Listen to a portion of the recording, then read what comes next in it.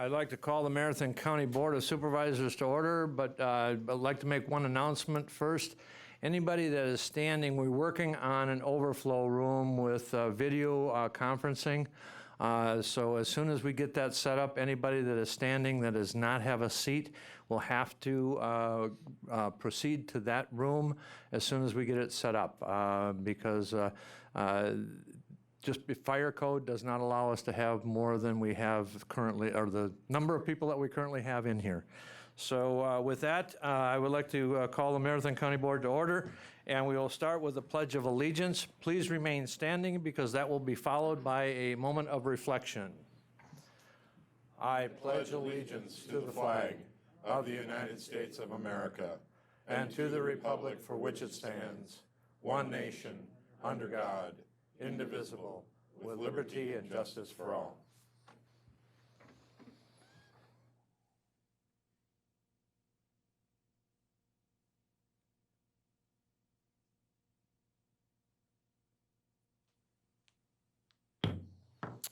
Thank you. We will have the reading of the notice, please.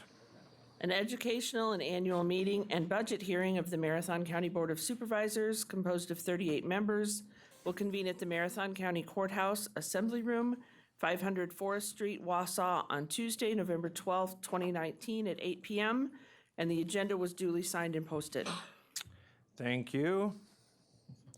And we will move on, and I would like to request that everyone please put your phones on silent or vibrate as to not to interrupt the meeting, and I thank you for that indulgence. And we will proceed to roll call. I invite all the supervisors to sign in.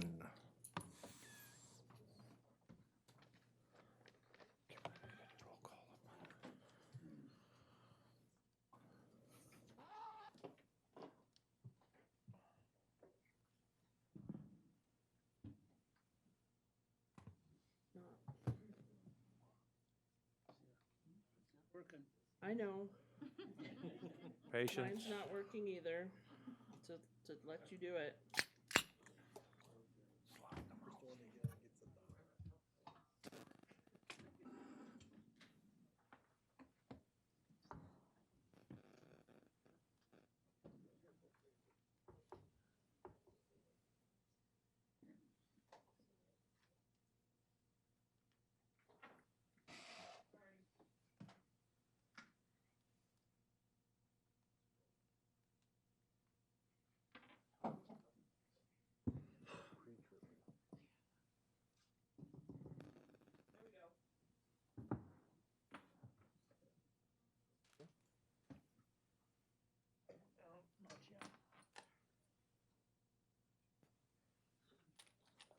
This is the part that'll make the news tonight.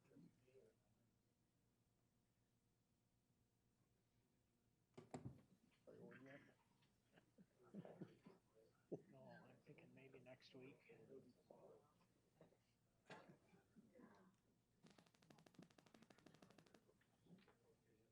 I hold my own. That's all. I will call the roll, and then I will see if we can get this working. Beestrom. Here. Boots. Bovee. Here. Butke.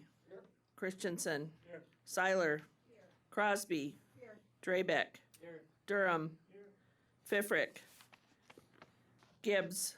Guild. Gums. Johnson. Krause. Longenhan. Leahy. Lowe. Mask. McEwen. Miller. Nutting. Opal. Robinson. Rosenberg. Schaefer. Schley. Seefelt. Soibert. Stark. Tremelling. Vole. Wagner. White. Zhang. Zrini. Thank you. And I would like to welcome the overcrowded room with visitors that we have tonight, including the visiting audience. I would like to, first, with the privilege of the chair, I would like to ask anybody that has served our country in the military, please stand up. I would like to thank them for their service to this country and the service to the citizens of Marathon County.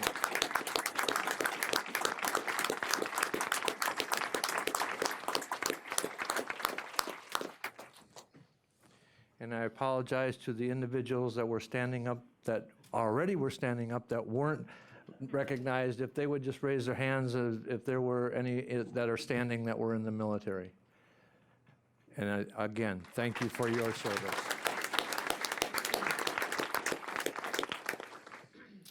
So we will proceed with the agenda, and the next item on the agenda is the public comment. And we have two individuals that wish to speak. The public comment period is 15 minutes maximum, so each individual, I would allocate 7.5 minutes to them. And so we'll have first Marilyn Becker, and address 234862 County Road, Owasso. And I would invite her up to speak to the board. Is Marilyn here? Is Marilyn here? Is she out in the waiting area out there? No? Okay, then if she comes in before the next speaker is finished and we haven't finished the public comment, we'll bring her in. The next individual is Rhonda Frank Lauren, 432 Glacier Ridge Trail, Verona, 53593. I would invite her up to speak and address the board. Good evening. My name is Rhonda Frank Lauren. I've been employed in the criminal justice system for over 2 decades. I've worked at the federal, state, and county level. I'm a former assistant district attorney here in Marathon County. I'm here on my own volition and solely represent my personal experiences and my opinions. I'm here tonight to support a budget amendment to fund additional prosecutors in Marathon County. I'm no longer a prosecutor in your county because I could not shoulder the overburdensome caseload for which I was responsible. I arrived at work before 7:30 a.m. and stopped working around 10 p.m. I worked weekends. I never earned $1 of overtime, as prosecutors do not qualify for it. Every day, I felt like I was on the edge of drowning, treading water while barely keeping my head above the ocean of to-dos. I never felt caught up. I once checked the database to ascertain how many pending cases I had assigned to me. It was over 640. A full caseload for prosecutors is between 100 and 150 cases. I had always wanted to be a prosecutor. It was a vocation for me, as it is for most prosecutors. My fellow prosecutors and the staff of the district attorney's office were collegial and supportive. It was clear to me that everyone was doing their best and still do their best that they could. There were words of encouragement that it would get better after 6 months. In the end, it was a punishing, soul-crushing experience for me. I made it 2 months before I resigned.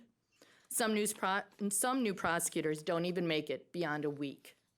I want to soundly ring an alarm to this board and to the community that the district attorney's office here is irrefutably underfunded and understaffed. I realize that underfunding of prosecutor positions is not solely a county problem. Rather, it is mainly a state problem. However, today, this board has the power to change things here in Marathon County for the better and fund additional staff in the district attorney's office. I have reviewed the materials that District Attorney Teresa Weston submitted to this board in support of her request for additional funding of prosecutors. It is clear that the studies she cited demonstrate that Marathon County District Attorney's Office is severely understaffed by any metric. The realities of chronic understaffing negatively affect court users' experiences and the morale of all the staff. Prosecutors consistently work evenings and weekends and forego vacation to attempt to stay on top of their bulging caseload. The number of cases may be opaque to the public and other court users because prosecutors only carry around their laptops rather than pushing a cart full of overflowing files. The DA's office mission is to ensure justice is done in a timely manner in all instances in which a case has been referred for prosecution by law enforcement agencies. Without additional funding or staff, this mission seems merely aspirational at best instead of attainable. Prosecutors are the unsung heroes who deserve our gratitude and our support. They are the ones who are holding criminals accountable for breaking the law. They are keeping our communities safe. They are the ones consoling victims and working toward just resolutions. Please support the Marathon County community by adding a budget amendment to fund additional staff in the district attorney's office. Thank you. Okay, thank you. And I'll return, is Marilyn Becker here? Again, Marilyn Becker, she had signed up and requested to address the public, or address the board. Okay. Seeing that she is not, we will proceed on the agenda.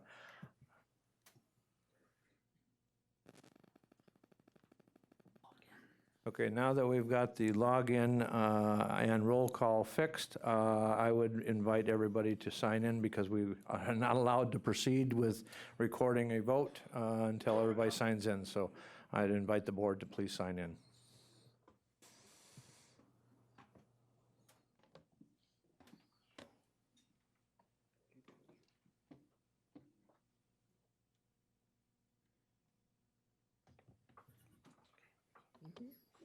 Thank you. And we will move on to appointments. Item B8, Environmental Resources Committee.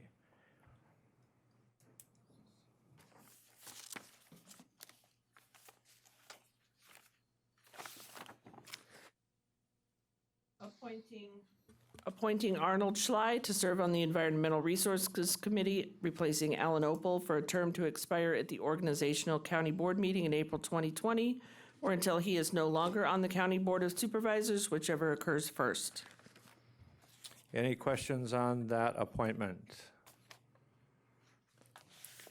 Any questions? Okay, that one will be voted on Thursday. Item B9, Supervisory District Number 8. Appointing Kelly Gaber, 431 North 7th Avenue, Wausau, Wisconsin, to the Marathon County Board of Supervisors, representing District Number 8. This term is effective upon signing the oath of office and will expire at the organizational county board meeting in April 2020. Kelly will also be appointed to the Public Safety Committee and Social Services Board. What is the board's pleasure? Motion by Supervisor Christensen and second by Supervisor Robinson. Any discussion on the appointment? Any discussion? Seeing none, we will, Supervisor Lowe. Thank you, Chair. I just wanted to ask, what type of logistics company does she own? Logistics company? Ms. Gaber, you want to answer? Company. I'm a broker. I do all 48 states in Canada. Ship Van Reaper flatbed freight for the whole 50 United States. Do you have any employees underneath you? I have 6 employees, and I've been in business 25 years. I tell people I quit my great 401 paying job, sat in the corner and cried, got pulled up my big girl panties, and I'm doing it for 25 years profitably, I may say. Great. And how many men and how many women work underneath you? I have 1 man, and the rest are women. Okay, thank you. Any other questions? Seeing none, we'll proceed to vote.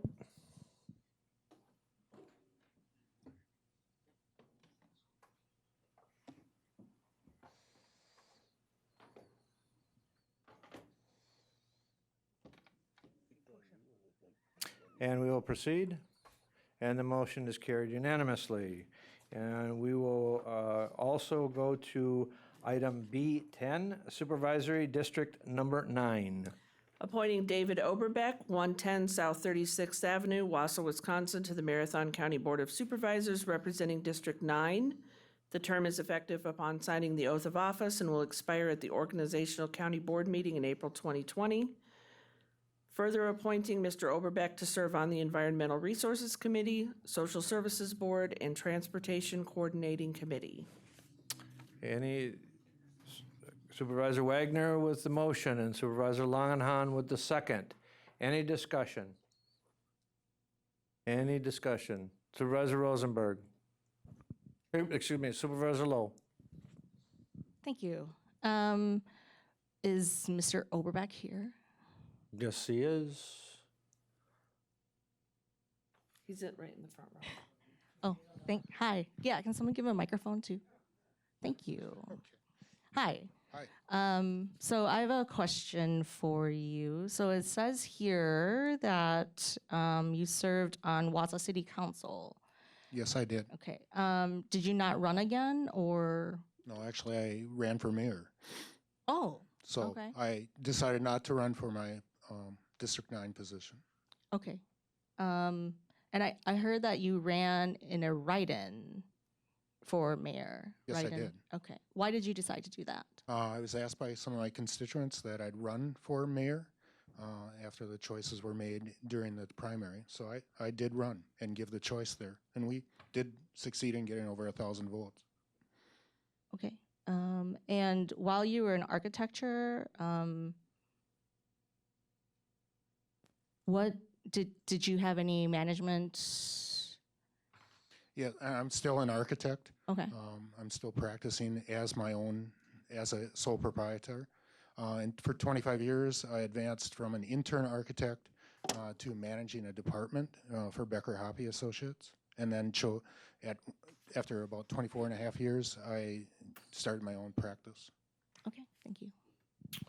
Okay, Supervisor Rosenberg. Thank you, Mr. Chair. I don't have any questions. I guess I just am using this as my bully pulpit right now, but I want to thank you, Mr. Oberbeck, for providing detailed information about this appointment. It's really hard sometimes to vote when you just don't know anything about the people, so I'm asking other people about it. So I think it would be great if we could establish a criteria for these appointment processes, and I would love it if our Rules Committee took that up. Thanks.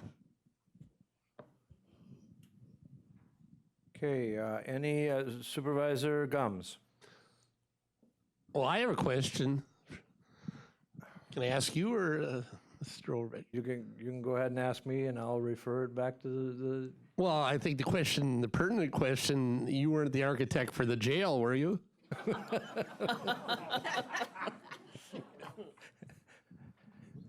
Well, back in 1984, I started as an intern architect, and I did the original jail courtrooms and work there was part of my job. So, but it was not the addition. It was not the addition that we're having the So problem I want to be with. clear on that. I wasn't an architect at that time. I was an intern architect, which I'd completed my graduation with a Bachelor of Architecture and Bachelor of Environmental Design, and then served 3 years in an internship program called IDP, and then received my architectural registration in Wisconsin in 1989. Okay, any other questions? Seeing none, we'll proceed to vote.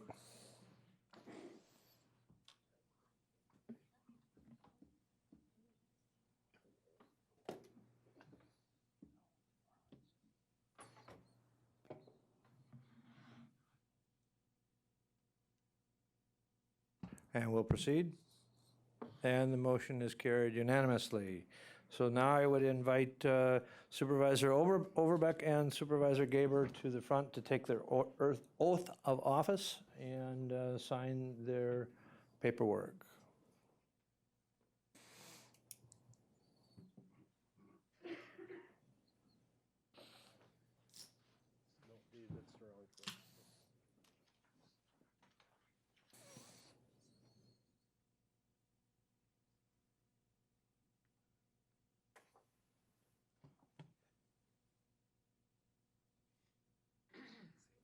raise your right hand. Repeat after me. I, and then state your name, I, Kelly Gaber, David Overbeck, who has been duly appointed to the office of Marathon County Board Supervisor who has been duly appointed to the office of Marathon County District 8 District 8 and District 9 District 9, in and for said county, in Enforcement County, in St. Louis County, but have not yet entered upon the duties thereof, but have not yet entered into the duties thereof, but have not entered in upon duties here, thereof. Swear that I will support the Constitution of the United States swear I will support the Constitution of the United States the Constitution of the United and the States, Constitution of the State of Wisconsin, and the Constitution of the State of Wisconsin, and will faithfully and the discharge the Constitution duties of the State of Wisconsin, better say that, and will faithfully discharge the duties of the office and will faithfully discharge the duties of the office and will faithfully discharge the duties of the office to the best of my ability. to the best of my ability. So help me God. to the best of my ability to, So help me God. All right, congratulations. Thank you.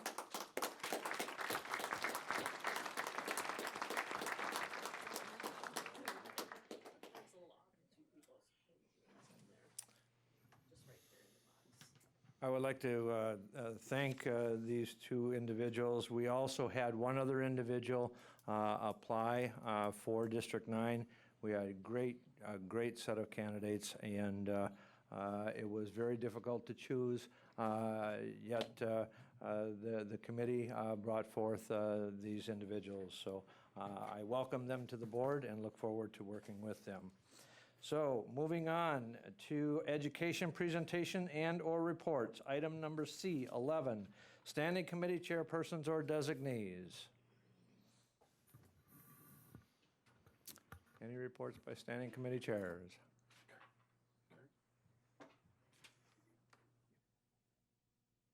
Vice Chair McEwen. Thank you, Mr. Chair. Just wanted to give a quick update on the addressing, uniform addressing. For the most part, all the signs are installed. They're in what they call touch-up mode, which they're checking to see if there's any signs that were misspelled or any addresses that might have been missing. But for the most part, the installation is done. The town, and that's in the town of Rib Mountain and Stettin mainly. All the businesses on Rib Mountain Drive were given their signs to put on their buildings yesterday, 2 of them, one for the front and one for the back. For the most part, the installation part is done, so thank you. Okay, any other announcements by committee chairs or designees? Okay, we will move on. We have 5 minutes before the room is ready for the overflow. Actually, if you give us some time, I think we gotta do a switch over of some sort here. Okay. Just let me know whenever you have her operational. We might be ready to go now. All right.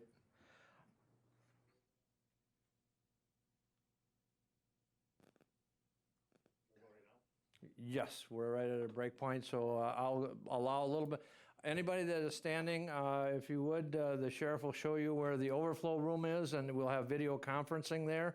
If at the point when we do have the public hearing on the budget and the public, and you are wishing to speak on the budget, we will allow time to get between the 2 rooms. So if you would, the sheriff will show you where the overflow room is. So anybody that's standing, unfortunately, we're going to have to move you to the overflow room. Thank you.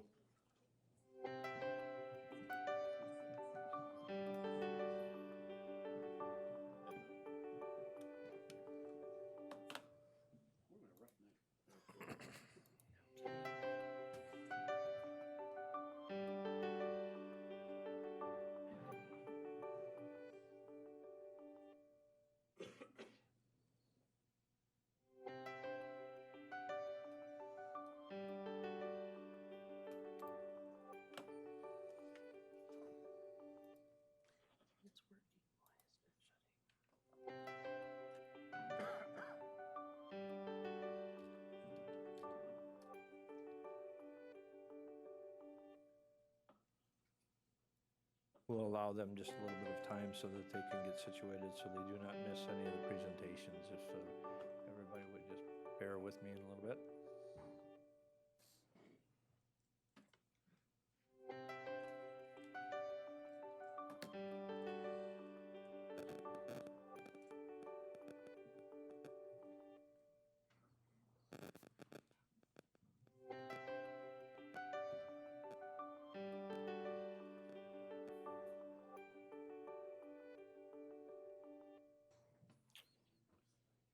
Okay, I guess I will invite to the podium Joan Toyer to give a educational presentation on Start Right. Go ahead.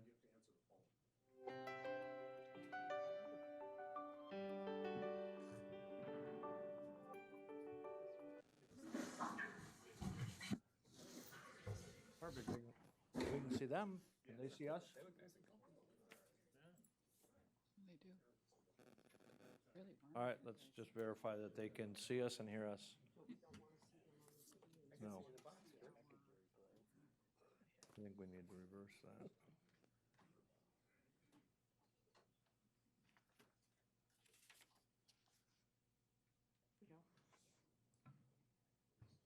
I'll just make sure that they can see and hear us before we proceed.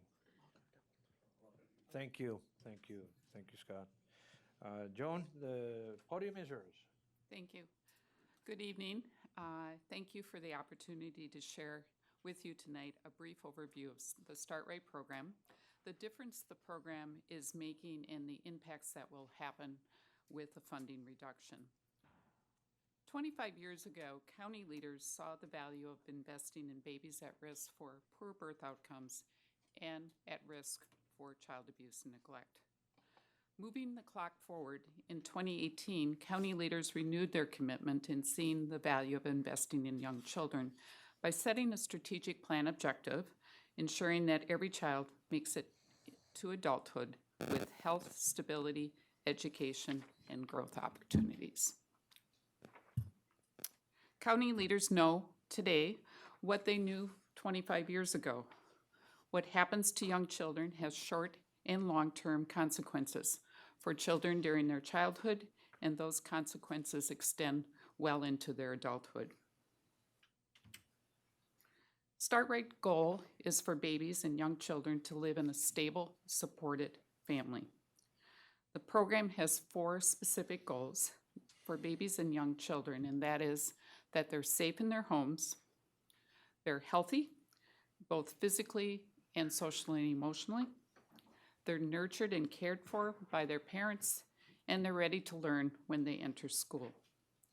Start Right serves women who are at risk for poor birth outcomes and parents whose baby is at risk for child abuse and neglect due to life circumstances such as using and abusing alcohol and other drugs, living in domestic violence situations, having a history of being abused themselves, having depression and mental illness, having an intellectual disability, having a partner or themselves in jail, and being homeless. I'm going to just do a brief overview of the 3 major program areas. So the first one is prenatal postpartum, sometimes referred to as First Step, whereby public health nurses provide health teaching and care coordination to pregnant women at risk for poor birth outcomes. Health teaching can include things like good nutrition, how to get off using tobacco, alcohol, and other drugs, infant care, and safety and breastfeeding support.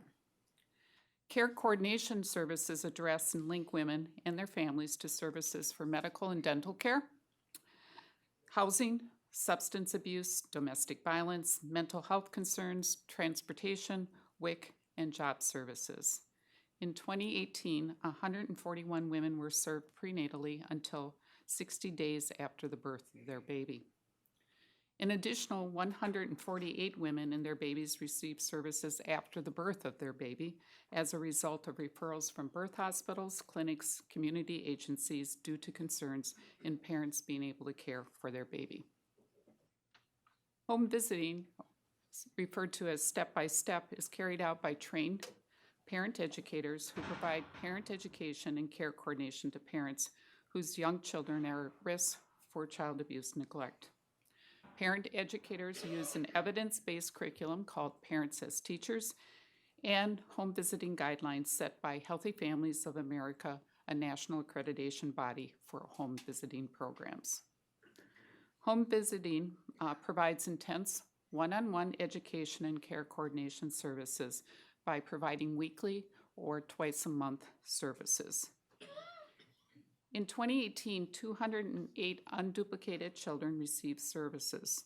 The goal of the program is for parents to graduate or to have children transition to community services such as Head Start by age 3. A small number of parents receive services up until the child turns 5. The third component is Play and Learn's Family Resource Centers, which are offered in communities across Marathon County. Play and Learn's focus on parent-child interaction and child development, supporting a child's social and emotional development, and identifying children for potential developmental delays. Marathon County funds the program in 5 of our 8 locations: Athens, Edgar, Hatley, Mosinee, and Stratford. United Way of Marathon County, in a partnership, funds the programs in Marathon, Spencer, and Wausau communities.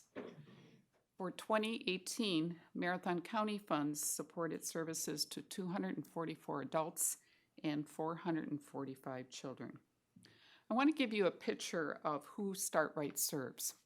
So in 2018, for the women who were pregnant, 9 out of 10 of those families were at or below 185% of poverty.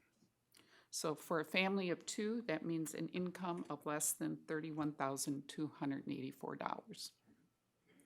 4 out of 10 women reported smoking. 3 out of 10 women reported drinking. 3 out of 10 women experienced perinatal depression. 5 out of 10 women needed a portable crib to ensure a safe place for their infant to sleep. And 2 out of 10 women were screened for domestic violence. 1 out of 20 women were in jail.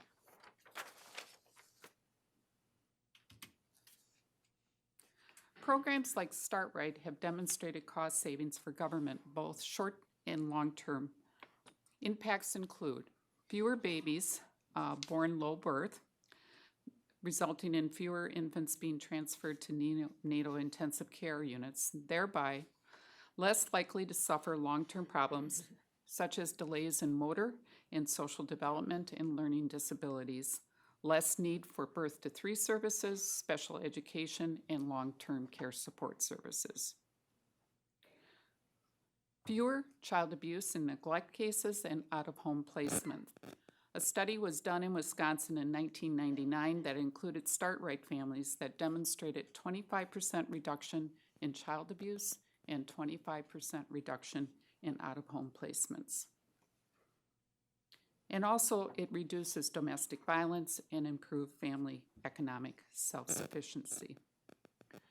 For those of you who are in the room that are economists, the return on investment for programs such as Start Right is $3 to $17 for every dollar that's invested. We can be proud as a county that Start Right meets national and state benchmarks used to demonstrate the effectiveness of program services. And I would encourage, if you haven't already, to look at the program impacts that are outlined in our health department's annual report. Since the launch of Start Right in 1994, we have learned that investing in babies and young children at risk for childhood abuse has even greater impacts than originally thought, as we have a better understanding of adverse childhood experiences. Traumatic events resulting from adverse childhood experiences occur when children are experiencing or witnessing child abuse and neglect, violence in the home, parents abusing alcohol and other drugs, parents with mental health problems, and parents who are incarcerated. Harmful childhood experience puts a child on a path to alcohol and drug abuse, HIV, sexually transmitted diseases, unintended pregnancies, poor mental health, chronic diseases, The end results in an adult who has less opportunities for education, employment, and income. Start Right services have been identified as an evidence-based program that can prevent or reduce the impact of harmful childhood experiences. Start Right is part of a larger system of support for Marathon County families. Start Right is connected to other service providers who serve families to provide a coordinated and unduplicated system of services, helping parents to be the best they can. And that is the list of other agencies that we work closely with. I've been asked to speak to what the impact will be on the program in the event county funding would be reduced by what's being proposed, $156,100. My goal and the proposed plan would be to minimize the impact to women, babies, and their families who are the most vulnerable with the greatest need. The initial plan is to eliminate Play and Learn family resource centers in communities of Marathon County that we fund. So that would be Athens, Edgar, Hatley, Mosinee, and Stratford, which would result in 244 adults and 445 children not served. It also would reduce the number of postpartum women and babies referred from hospitals and communities that we could serve, estimating about 121. And actually questioning if we could, or the viability of continuing to provide this service given the small number of postpartum referrals we could accept. And the other impact would be to reduce the number of children served by home visiting services by 18. A reduction in start rate will result in us kind of turning back to the early 1990s when we did not have the full scope of start rate services we do today, resulting in increased costs by having more parents not connected to community resources, more children abused and neglected, more children in foster care system, more children in early intervention services, and more children using emergency rooms for basic health care. A reduction of funding could lead to potential loss of funds leveraged from area foundations and Medicaid reimbursement. Tax levy that supports children's home visiting program has been flat for the past 10 years, meaning they get the same amount of money this year as they did in 2009. And it has resulted in a reduction of parent educators from 13 in 2008 to 9.4 for this year. For the health department, staff full-time equivalents allocated to the program has remained flat or the same for the past 10 years, while the need for services has increased. A reduction in funding would mean a reduction in staff for both organizations.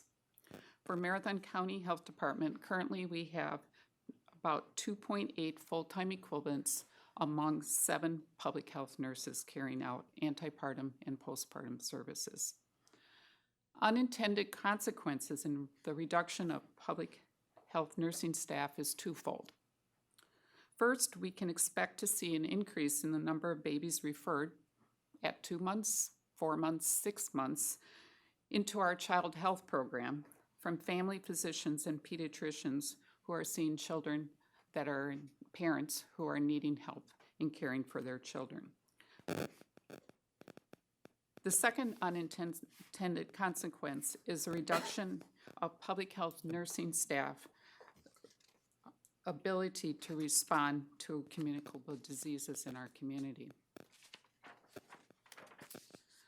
A fact not well known is that we actually rely on our public health nurses who provide Start Right services to be our backbone in being able to respond to an increase in communicable diseases.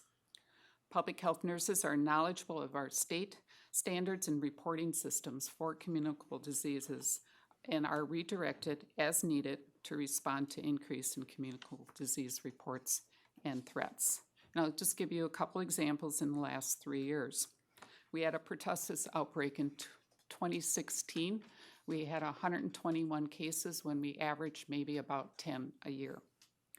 We had the Ebola threat and response that we needed to put in place between the summer of 2015 into 2016. Currently, we have a twofold increase in the number of sexually transmitted diseases in the area of gonorrhea. And we continue to get complex TB cases that require extensive case management and medication monitoring.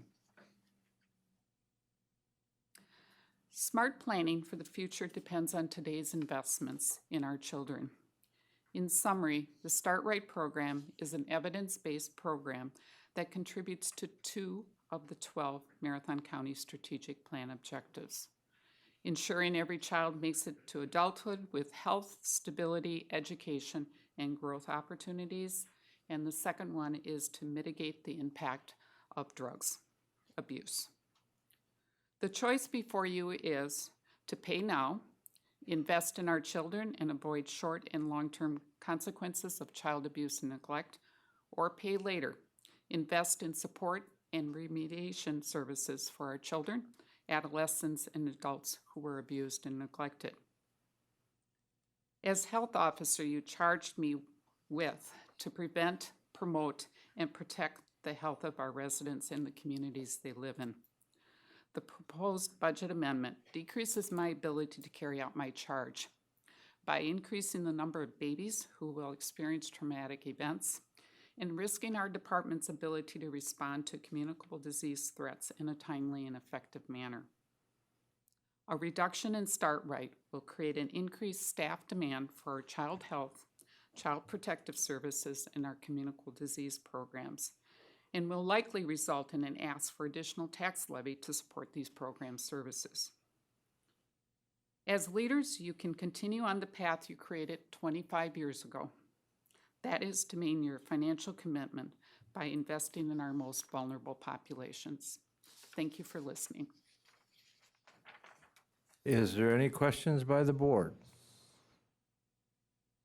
Supervisor Zareni. Joan? If we, in these difficult times, if we think outside the box and think about what we might be able to do in this community where we have a lot of people that step forward and volunteer, are there components of your program that could be handled by a volunteer core of individuals, retired nurses perhaps, that could be coordinated by your department? I would answer no. The level of training and knowledge I do not see appropriate for a volunteer. And I guess I would, Erica Huffman, who oversees the children's services. Erica, if you want to speak to that.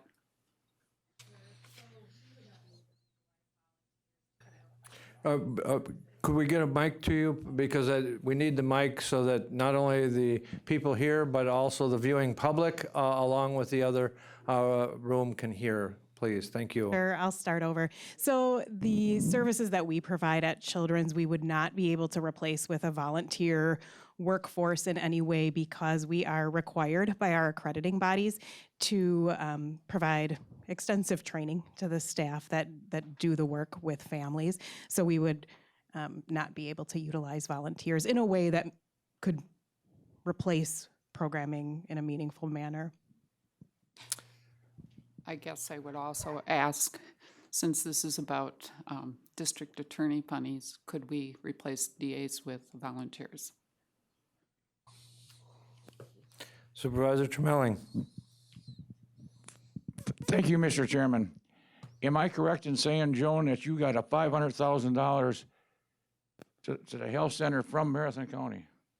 Am I correct on that? That you get $500,000? No. We have about 1.2 in tax levy and about 500,000 in either grants or Medicaid. But don't you get a grant? You get a grant for 500,000 too, don't you? No. How much is a grant in Marathon County? Together, that's about a 1.7. 1.7? Right. And I think too, to keep in mind when we say 1.2, that includes our overhead and our indirect services. Those are not all direct services. Supervisor Stark.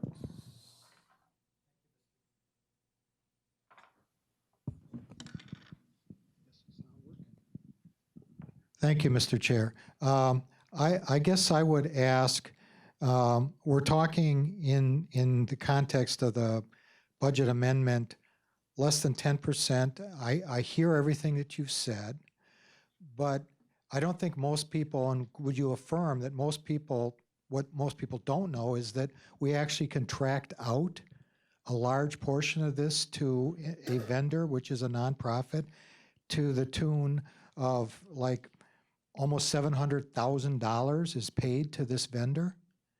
That's correct. And that decision was made 25 years ago, and there's a couple reasons for that. One is if, as a county, we would have taken on that program, it would probably have cost us a lot more than it is contracting it out. The other thing to keep in mind, the county has several contracts, a number of contracts where they're contracting out for services. And so that is a practice that we do. And those services are contracted out to nonprofits. I'm not, as concerned about the nonprofit aspect as because I know that we contract to these, but, when I look at $691,000 coming from the tax levy, and we're basing that on a decision that was made 25 years ago, maybe we also need to look at right now, could we duplicate some of these services with our own resources by adding to staff or duplicating rather than contracting out, or just looking at, I just have a little bit of difficulty in seeing how the impact when most of the people that are on these programs are getting WIC, that they're getting other government aid, and that this is, in a way, it's not necessarily duplicative, but it's an enhancement of some of the benefits that they're already getting, and this kind of ignores, in a way, that this is not their sole method of getting these services. I'll speak to both of your points. We have taken a look at this program. In 2008, I was part of doing an extensive program evaluation to really take a look at what was needed. The program was retooled, and it had to be because we have flat funding. And at that time, the program was retooled to look at who could we serve with the greatest need.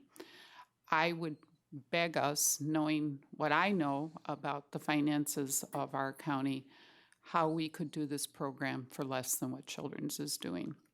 So that'll address your first point. The second point, the reason why many of these families are receiving the services they are, WIC, etc., is because there is either a public health nurse or a home visitor who's working with that family and making sure they are connected and staying connected. Supervisor Leahy. Thank you, Mr. Chair.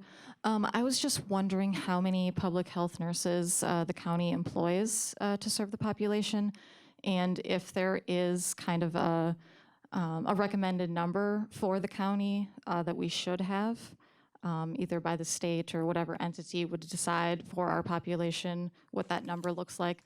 And if we lose 2.8 or any staff members, would that affect that number? And do you see that really affecting the rest of the services aside from Start Right? Mm-hmm. Yeah.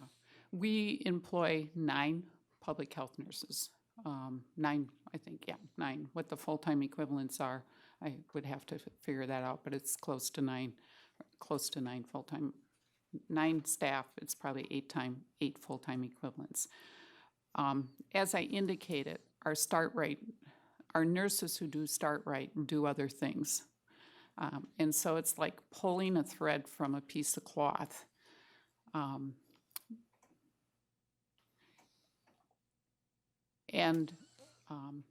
Our Start Right nurses do things in the area of communicable disease control. They do immunization clinics, they do child health, and they do our STD clinics. So it would be basically having less nurses, less bodies available.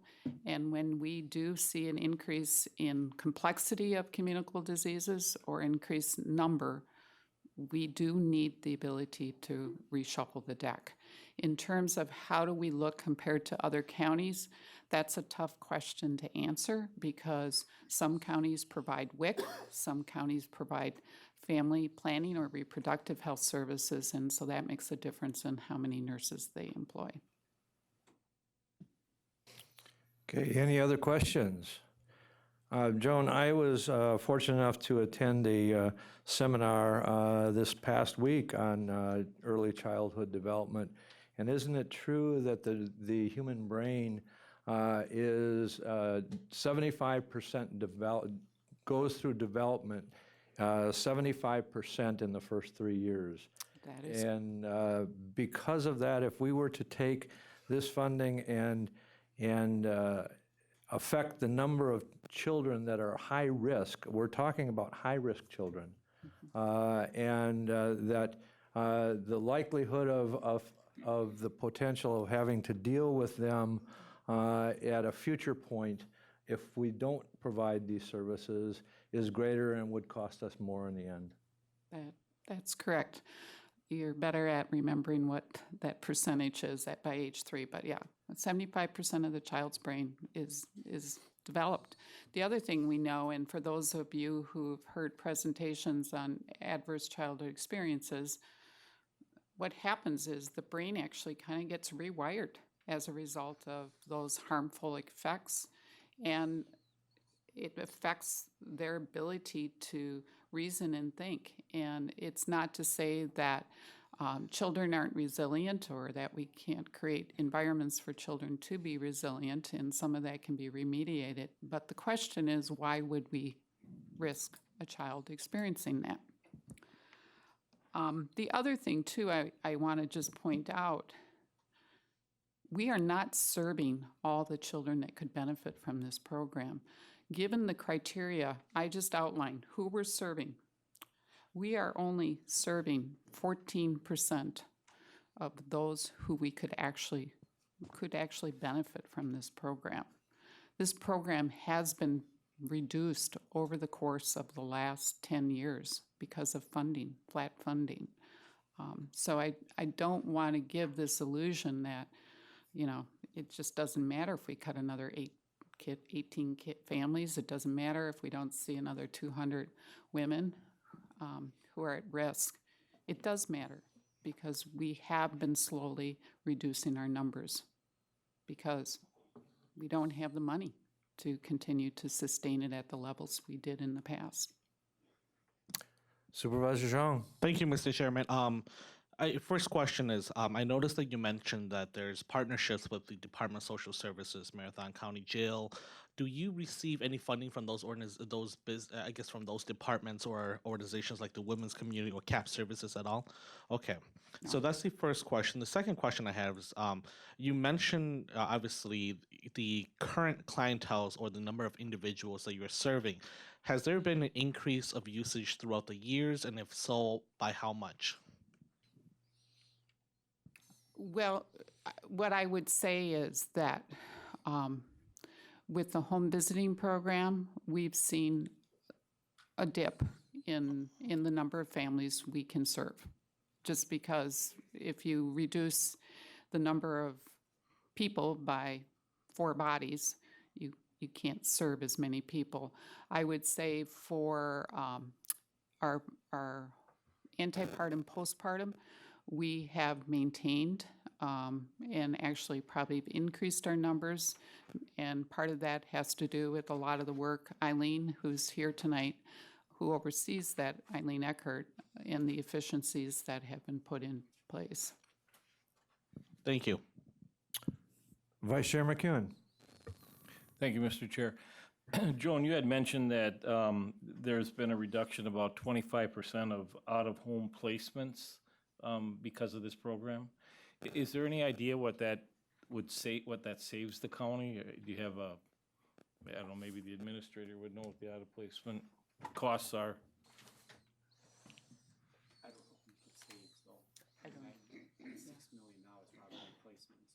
What was that?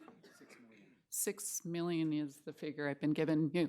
Yeah, just to give you some context, Start Right, Marathon County was a pilot county. And it was, prior to my coming here, I actually worked for the State of Wisconsin Division of Public Health and oversaw this pilot grant. And Marathon County was one of 10 counties, and there was one tribe. And the purpose was to research and demonstrate that home visiting programs were a good investment in Wisconsin. And so families who were enrolled in Start Right were actually part of that study.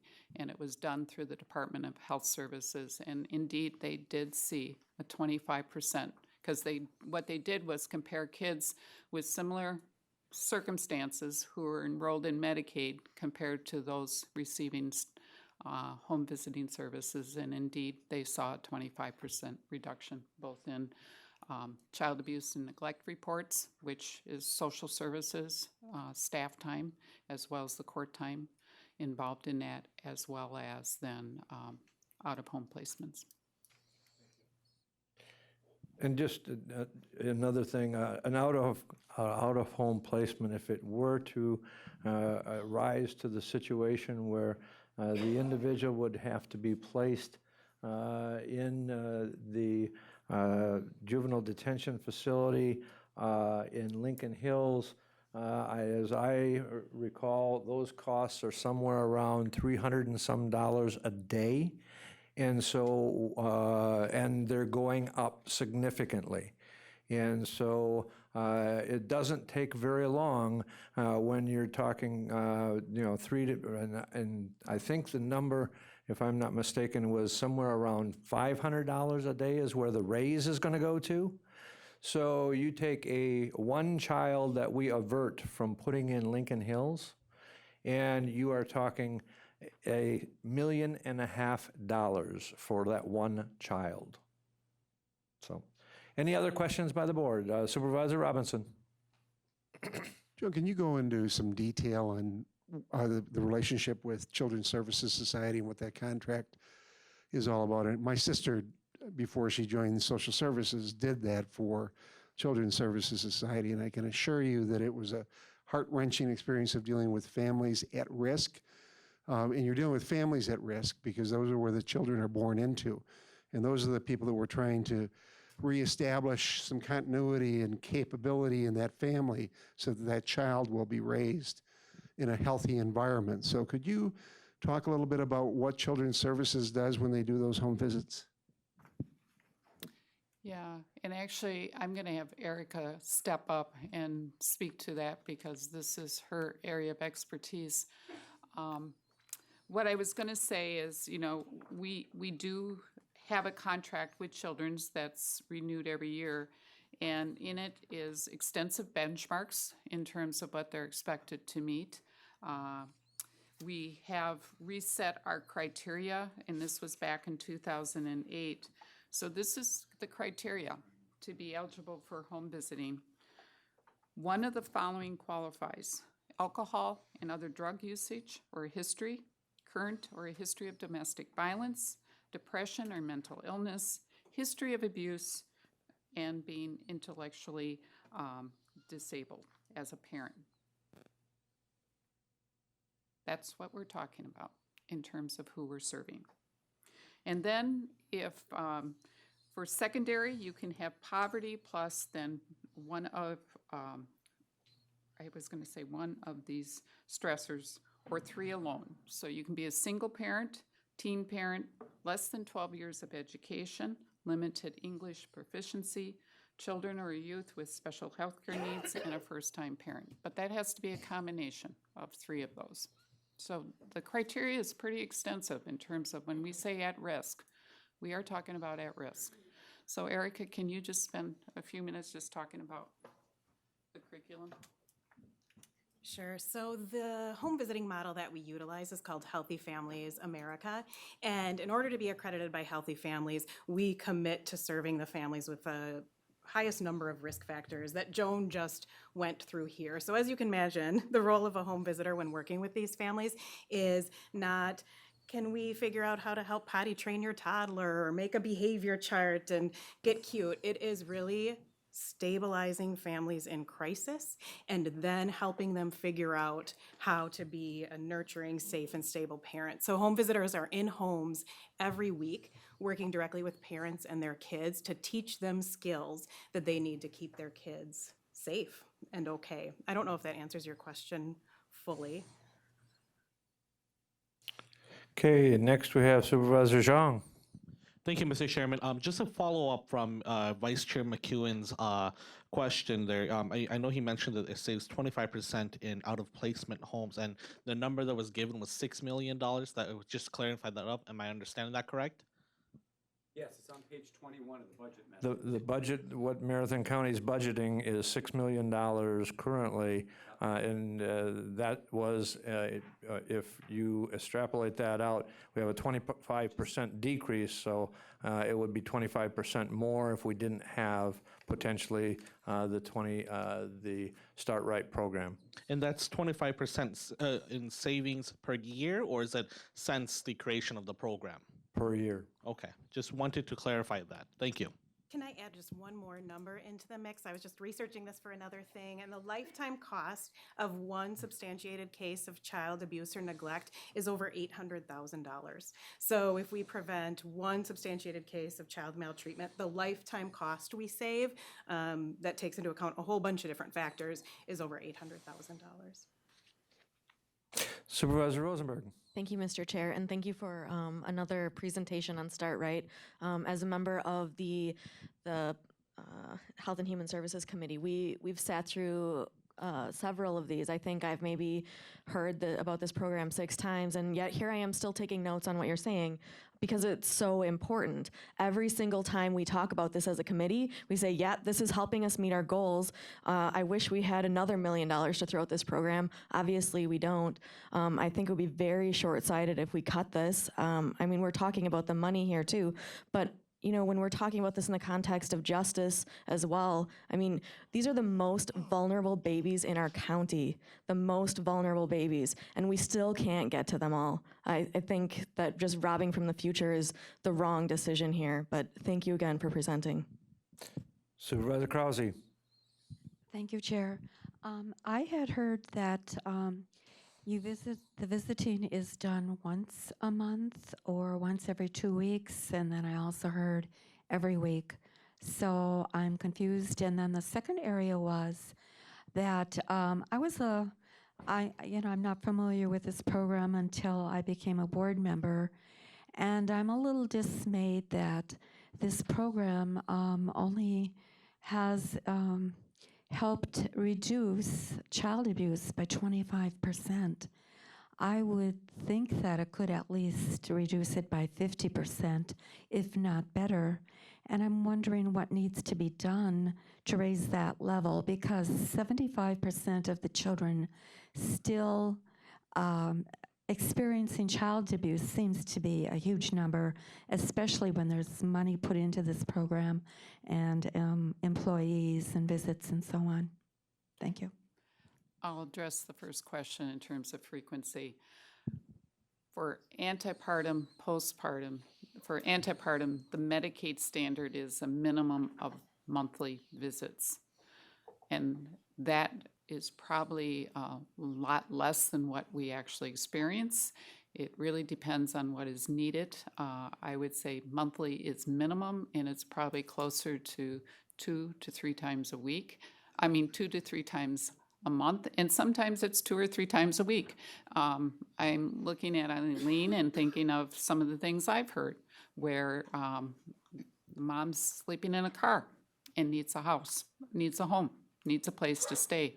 So a public health nurse is going to be involved in working with that family more frequently until they have some place to live. Home visiting, the standard is parents start weekly, and then there's criteria that needs to be met before they can meet less frequently. So It depends on which service they're receiving and what is needed at the time. In terms of the 25% reduction, and I'm going to look to Erica, I think that is a really good standard that we're meeting. And I would beg the question whether or not there's, at a national level, if anybody's doing any better than that. You have to keep in mind, we are seeing parents who are really challenged just getting through the basic day-to-day things we take for granted. So that is stressors. They come themselves with experiences, adverse experiences as children themselves. If we can save 1 out of 4 for risk for child abuse and neglect, I think we're doing a great job. I agree, it'd be great if we could do 4 out of 4, 100%. Erica? I think the only thing that I would add to that is I agree it's not good enough until we hit everybody. These are super complicated problems. And one reason we decided to implement this model that I just talked about, Healthy Families of America, is because it's been specifically researched and designed to reduce child maltreatment. So because we said we've got 25%, we think we can even do better. We incorporated 2 years ago a new model that will help us even raise that number. Supervisor Seiler. Thank you, Mr. Chair. I'd just like to share with the board, in the last 2 years, as we receive our NACO newspaper, I have been following different articles that have appeared in this paper about early childhood programs. The last one that I've clipped, January 7th, 2019, the title is "Counties Can Help Build a Case for Investing in Early Childhood Programs." And they describe the work that NACO is doing, partnering with groups like the National Collaborative for Infants and Toddlers, which is a project of the Pritzker Children's Fund, and working with national leaders, programs across the nation trying to address this problem. So a lot of different articles in the NACO, and they have here something that says the research shows that high-quality childhood development programs can deliver an annual return of 13% per child in upfront costs, and have better outcomes in education, health, employment, and social behavior in the decades to come. And economists attribute local economic growth and prosperity to high-quality early child care programs. So I say all this, share this with you just to say, we read about these articles in other parts of the country. We have it in Marathon County. We are a leader. This is a model to be emulated. And I know that we are facing such constraining budget concerns, but this is something, prevention is always the hardest thing to try to build support for, because you have to build a case for it, but it would be such short-term gains. The losses would be incalculable. So please, let's support Joan and her staff in the good work that they do for our most vulnerable population, because we want them to become good citizens someday. Thank you. Supervisor Lowe. Thank you, Mr. Chair.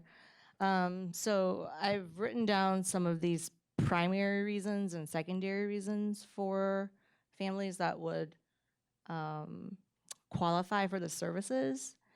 And so I'm looking at history of violence, low mental intelligence, and then secondary would be living at or below a certain income level.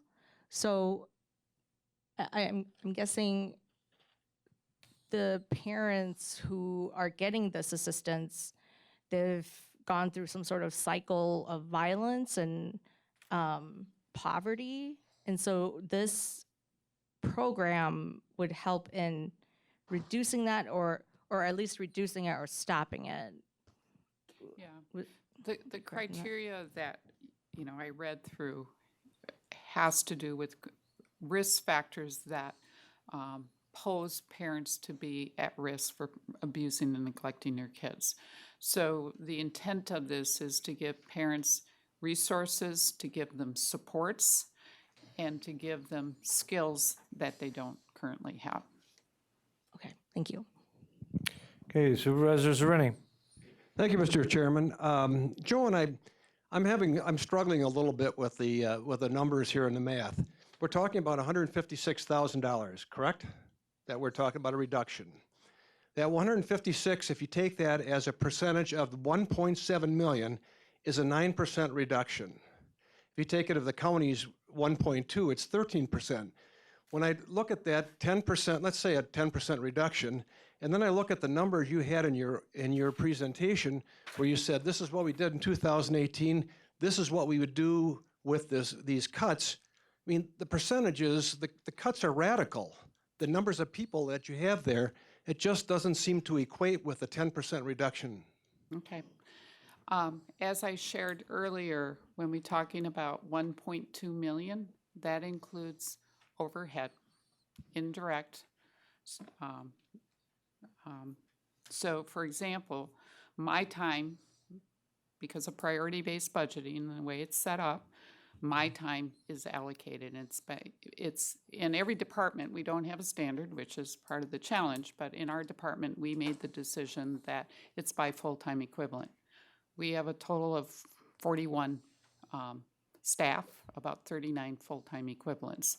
So my time then gets allocated. Our director of operations times get allocated. So just to let you know how I came up with these figures, we've had a tradition since the beginning of time, because this was seen as a joint partnership with Children's when it was started. What I did was take a look at historically what was the percentage of funds that went to Children's, what stayed with the health department. And so, for example, for Children's, it's $87,416 is their cut. Their Plain Learns, it costs $42,000. So there's $42,000.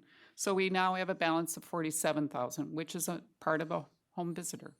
And so then I took working with Erica, a home visitor serves 23 people. A reduction of a 7.8 leaves 18 families. And I did the same thing for our staff. So a $68,000 reduction. Our average public health nurse salary is $85,000. So again, our postpartum program is about a full-time equivalent, and so that's where you got the numbers from. Okay, any other questions? Any other questions? All right, thank you, Joan, and thank you for that presentation. Thank you. And we will proceed on. The next educational report, I invite to the podium the district attorney, Teresa Wetstein, excuse me.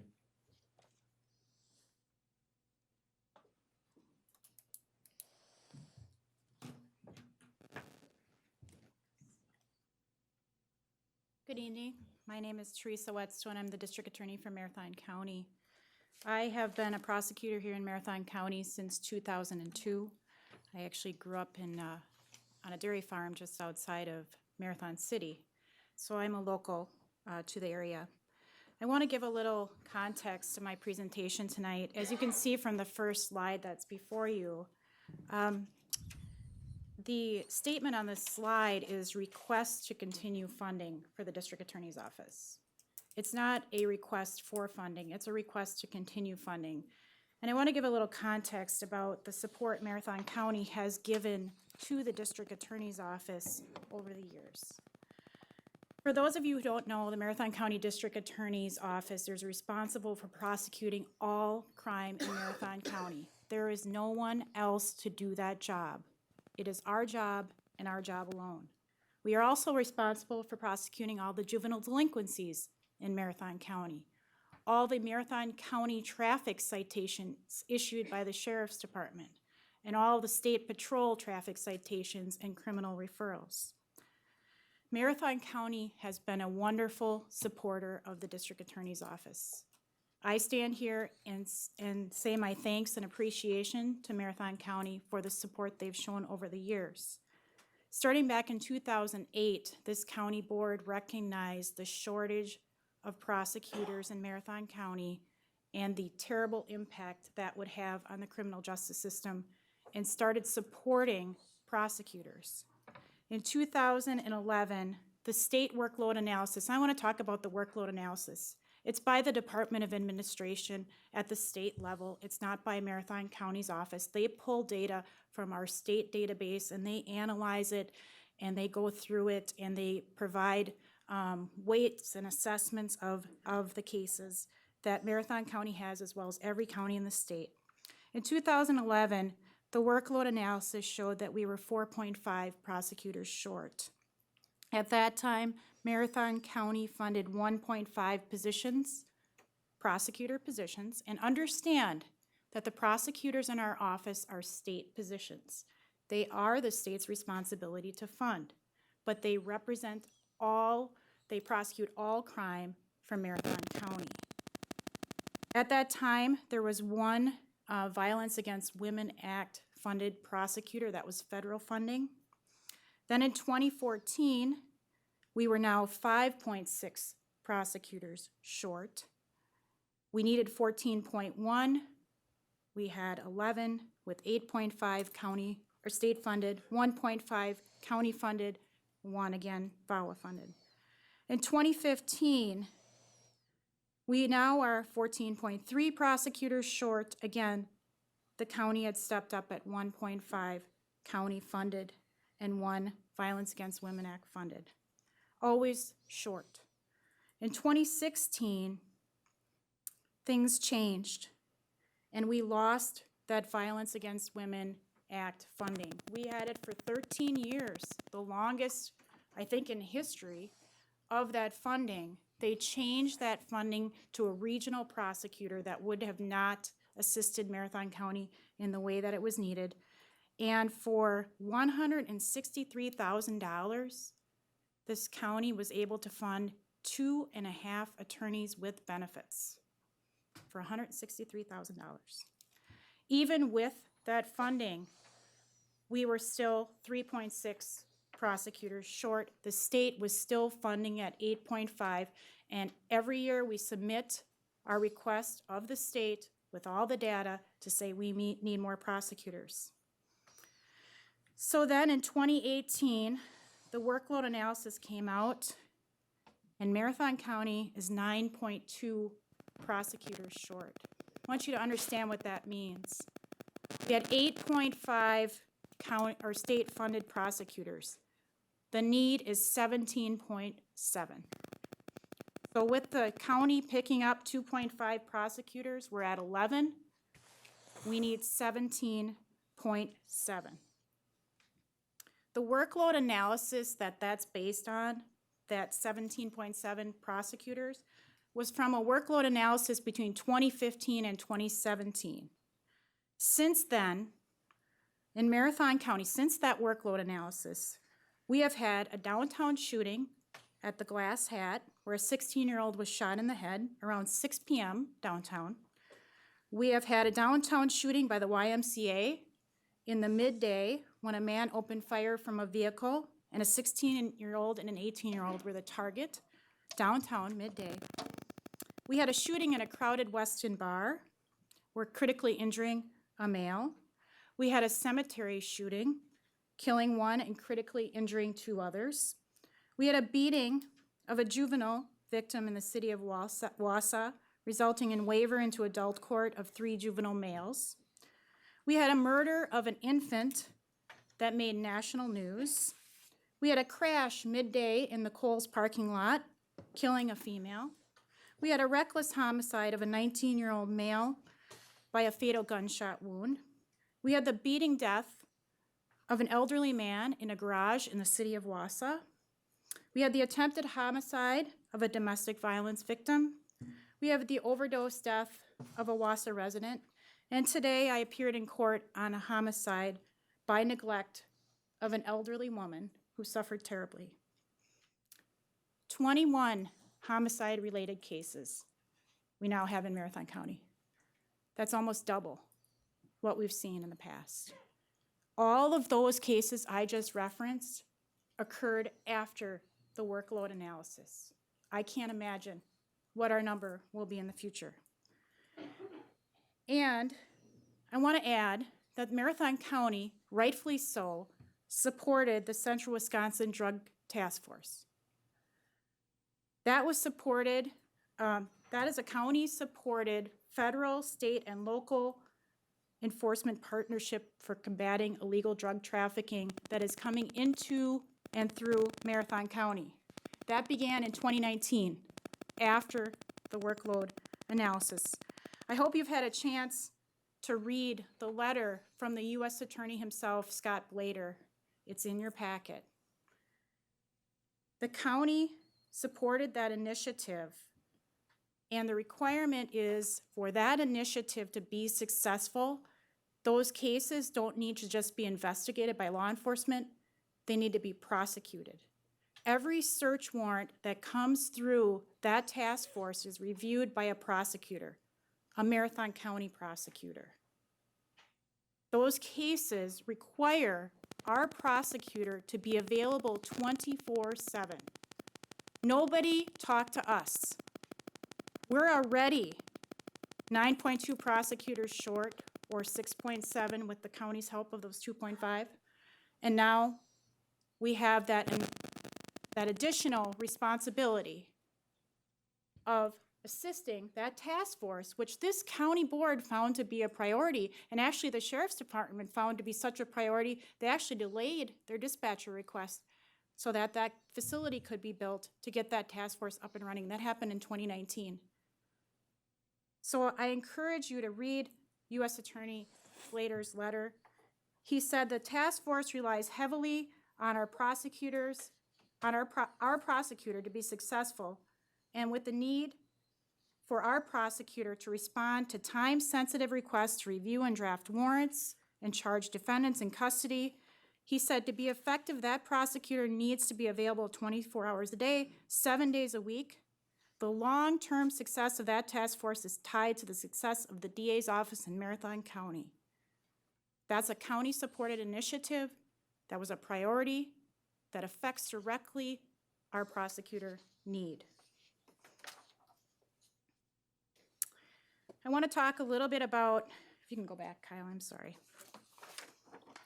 I want to talk a little bit about what happened in 2017, or September 17th of 2019. At that time, the Marathon County request for prosecutors was 8.5 positions. That's what we sent it to the state. That's also in your packet. The legislature went through our need, as well as every other county in the state, and vetted that need extensively. We were awarded by the legislature 4.5 prosecutor positions for Marathon County. That made it to the governor's desk. The governor took one of those positions and gave it to Milwaukee County, even though Milwaukee County was staffed at over 100%. I don't know why, you'll have to ask the governor. So we ended up with 3.5 positions. That was announced on September 17th of 2019. On September 23rd of 2019, Administrator Carger took the funding away that was in our budget since 2015 of $163,144 and zeroed that line item out. The timing of that is critically important, and we will talk about that in a moment. So why should Marathon County continue to fund a prosecutor position? Continue to fund. This has been something Marathon County has invested in and found to be a priority for many years. Why has Marathon County found it to be a priority? This board addressed this issue in a resolution in 2017. This board found when one part of the system is insufficiently resourced or neglected, the entire system is impacted. The Public Safety Committee had determined that inadequate state funding of prosecutor positions is detrimental to the administration of justice and the preservation of public safety in Marathon County. And at that time, in 2017, this board found that the current system is in crisis and compromises public safety. Even after the governor allocated us those positions, we are 5.7 prosecutors short. At the time this resolution was passed, at the time these findings were made, we were 3.6 prosecutors short. If it applied then, it sure as heck applies now. The resolution went on to say that should the state pick up funding of the 2.5 county funded positions, that funding could be reallocated to fund the new position requests consistent with the county's role to provide support to the district attorney and prosecutors.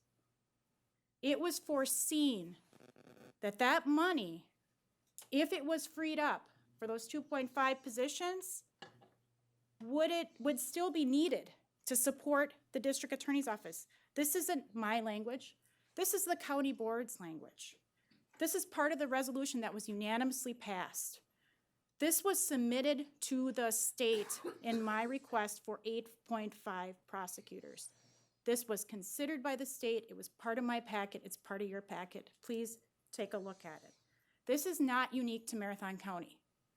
There are other counties in the state who also have county-funded prosecutor positions because of the shortage. Fond du Lac received 2 state-funded positions, and they retained their county-funded positions, prosecutor positions. Outagamie County received 2 new state-funded positions, but they retained their county-funded positions. Brown County received 3 state-funded positions and converted 1 of their 2 county-funded positions to support staff, and the other remained a county-funded attorney. The resolution anticipated this situation, that there would not be enough prosecutors allocated throughout the state. There were 139 positions requested in the state for prosecutors. 64.95 were awarded. So not even close to the need throughout the state. So to give you a visual and understanding of what happens at the Marathon County District Attorney's Office, the funnel indicates all of the agencies that funnel into the District Attorney's Office, all of their criminal referrals. 16 different agencies in Marathon County funnel all of their reports into our office, resulting in 5,700 plus referrals every year for 11 prosecutors. You heard Ms. Frank Lauren speak. This is the funnel of pressure that led her to have to leave. Each one of those referrals along the top is subject to having all of these types of items. It's not just a police report. It's video surveillance, it's computer downloads, it's cell phone downloads. If it's a forensic interview from the Child Advocacy Center, it's a recording of that. There are photographs and you name it. They all funnel down into our 11 prosecutors. And those 11 prosecutors represent 68, well now it'll be 12, 68% of what our staffing needs are. Just to give you an idea of how many work hours we are short, 6,657 work hours per year we are short for attorneys. We are available in our office 24 hours a day and 7 days a week for law enforcement. Every single search warrant that law enforcement writes or we write to get into a house has to be reviewed by us, no matter what time of the day or night. We get no overtime.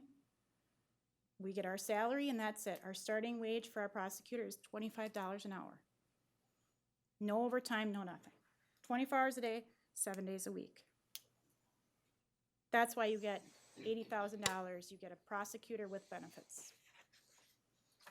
So the potential that can happen having, sorry, Kyle, not enough staff, our victims' rights issues, miscarriages of justice, staff turnover, inexperienced staff, and delays. It's the sole responsibility of each one of our prosecutors to determine whether to issue criminal charges. It rests solely with us. There's no one else who can do our job. There are no volunteers. They are attorneys. They are solely responsible for that decision. Think about the weight of that decision with that volume I just talked about, 5,700 referrals. Each one is a decision that changes someone's life, whether to issue a criminal charge. It changes the offender's life, it changes the victim's life, and it's important to public safety. I want to give you an example of the kind of scrutiny we deal with. The cemetery shooter, Henry West, we gave him a deferred prosecution agreement 6 years ago. Now they're going back and looking at that deferred prosecution agreement from 6 years ago on a misdemeanor battery and trying to determine whether we did something wrong or not and we could have prevented what he ended up doing. Think about the weighty responsibility of each one of these prosecutors in each one of these cases that they have to decide. They're solely responsible and ethically responsible to review all of the evidence. Part of that pyramid was the audiovisual evidence. We had an IT analyst who started in our office in 2018, and you all may recall that. Well, the IT analyst's full-time job is to try to deal with the media coming in from those 16 agencies. He doesn't review it and analyze it and watch it in relation to the case reports. He's just accumulating it from those agencies. I just wanted to give you an idea. It's hard for the public to comprehend. It's hard for us to comprehend, actually. Wausau PD in 2018 gave us, they have body cams, one of the 16 agencies. They give all of those body cameras to us only for the cases that we're working with from the Wausau Police Department, and we're responsible to make sure, by statute, that the defense attorney gets a copy of all of those. So we have to locate them and assemble them and get them to the defense, and then we're responsible for the content of those recordings to know what it is, our 11 prosecutors. I just wanted to give a visual. I do need to get up here to do that.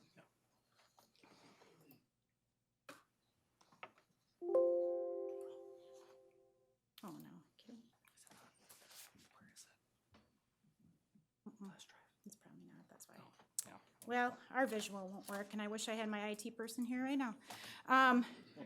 But I'll tell you, there are 3,785 body camera videos that came to our office last year. That's one of the forms of media that comes to our office from one agency. If each one of those was a half an hour, which I can guarantee you it's not, it's always longer, it would take one person, full-time, 237 days to just watch it playing it straight. One person. That's not even analyzing it, seeing how it plays into our case, understanding it. And I want to give you an example. We had a person who was sitting up in jail for 2 years on a cash bond on an attempted homicide. We read the reports, we read everything that we could, watched what we thought were some of the important body camera footages. We're getting ready for trial, and there is one small 10-minute video where that officer could not possibly have known the import of what was happening at the time that it was happening. His report didn't reflect what happened in the body camera video because he didn't really understand why it'd be important. Now that the whole case had developed and the defendant was claiming self-defense, that 10-minute video that we got to watch a week or so before trial was the key to the case. And we ended up having that defendant plead out, avoiding a week-long trial, but he sat in our jail for 2 years.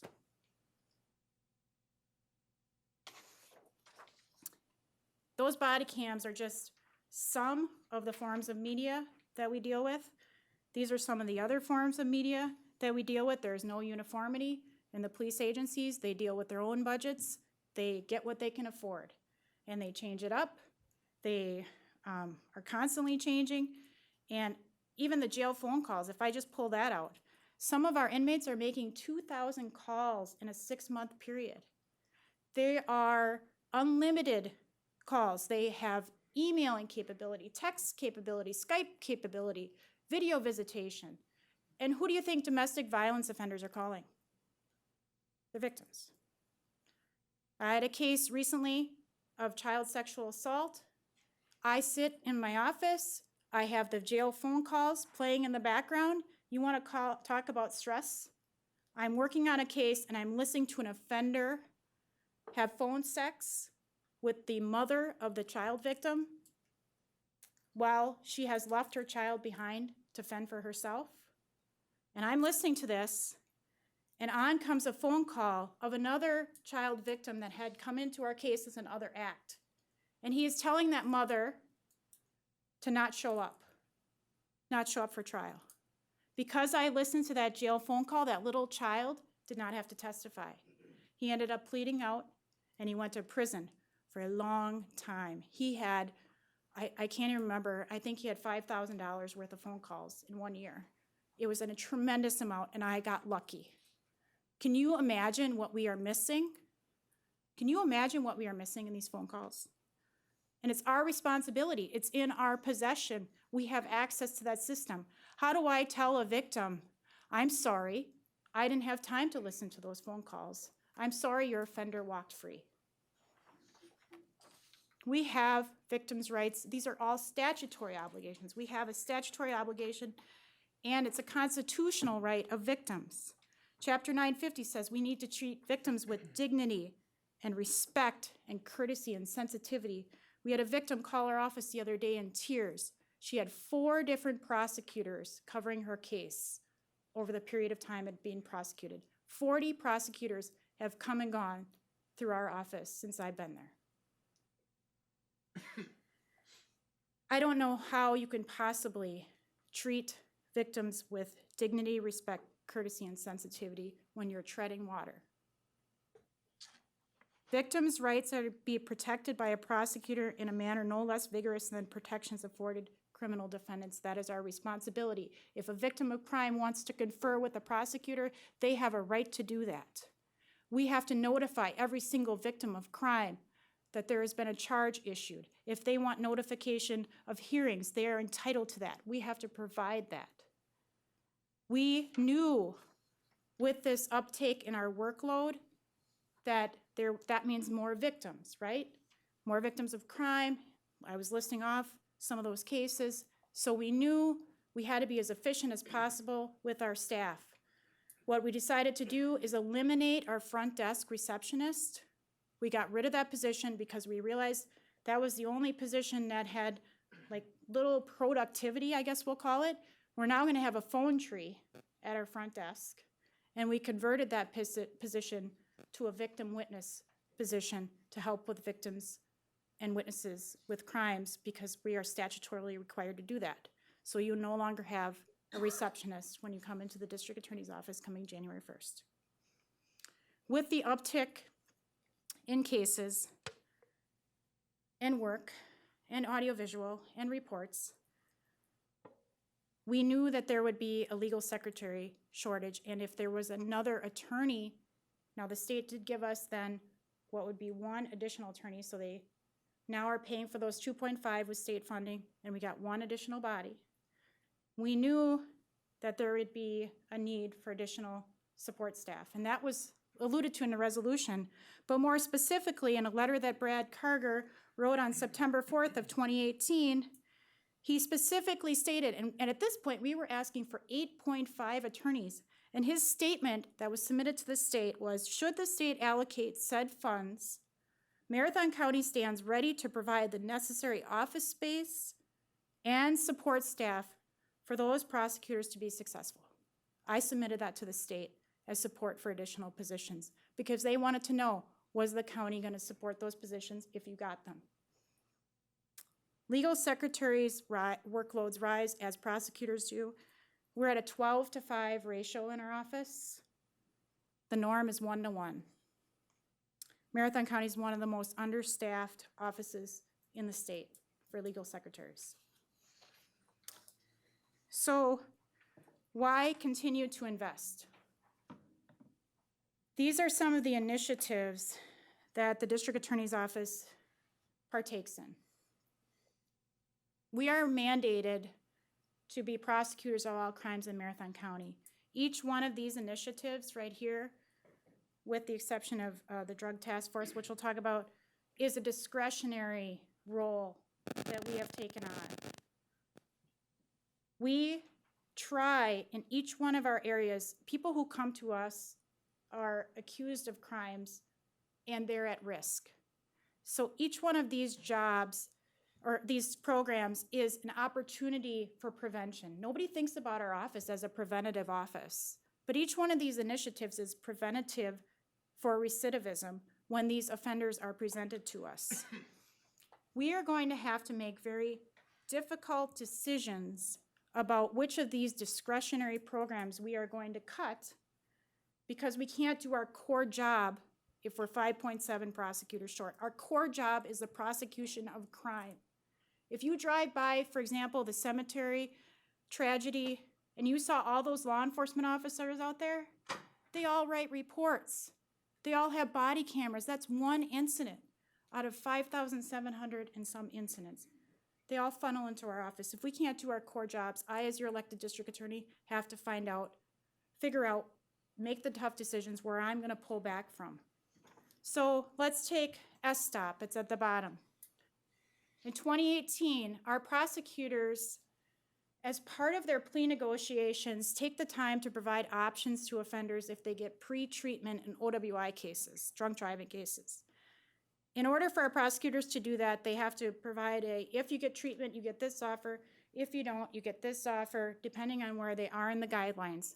Then they have to be sure that the offender actually complies with the treatment. They have to get all the paperwork in, make sure that it's legitimate, make sure they follow through. If they do, their guideline jail sentence that's crafted by the judicial district, that guideline jail sentence, some of it will be stayed so they can complete their treatment and hopefully get licensed. If they successfully do that, that stay is never lifted and they don't have to serve that jail time. That takes our prosecutors time. It's a discretionary thing. We don't have to offer that, but we are, and we saved the county $437,000 in 2018, just by doing that program. So if I look at the amount of time it takes our prosecutors to do that in our situation of not having enough prosecutorial resources, and I pull that back, those people sit in jail pursuant to the judicial guideline. Now, it's interesting, I want to get back to, I guess, where I started. When that decision was made by the governor, it couldn't have come at a worse time. We were waiting for this decision since the beginning of the year about the new allocation of prosecutors statewide. So in April, before the new position requests were due, I approached Administrator Carger with my staff and I said, what should we do? You know, we can't say if the state gives us this, we're gonna ask for a legal secretary. If they give us this, we're gonna ask for this. If we're, you know, there are so many different scenarios. We had no idea where we would end up with the state. So our guidance was to just wait, see what happens. We'll deal with it when it happens. So that's what I did. That's why I'm here now. I'm not here because I'm an elected official and I think I have some kind of special rights. I'm here because this is what I was told to do. I was told to wait and see what the state did.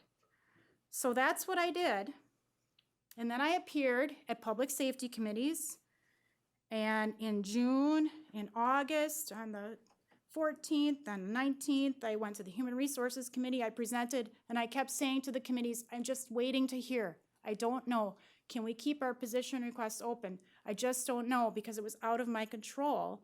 It was up to the governor to decide what was going to happen. No one knew what was going to happen. So when Administrator Carger found out on the 17th that we had got 3.5 positions funded, he didn't come to my office and say, what does that mean for your office? He didn't come to me. He didn't come to me and say, okay, So if we pull back that 2.5 position funding that we've been doing since 2009, how many attorneys are you going to be short? What does that mean for your office? What does that mean for your support staff? Pursuant to that resolution that was passed, pursuant to the letter that he submitted, he didn't do some kind of analysis. He couldn't have, because we didn't know what was going to happen at that point in time. We had no idea.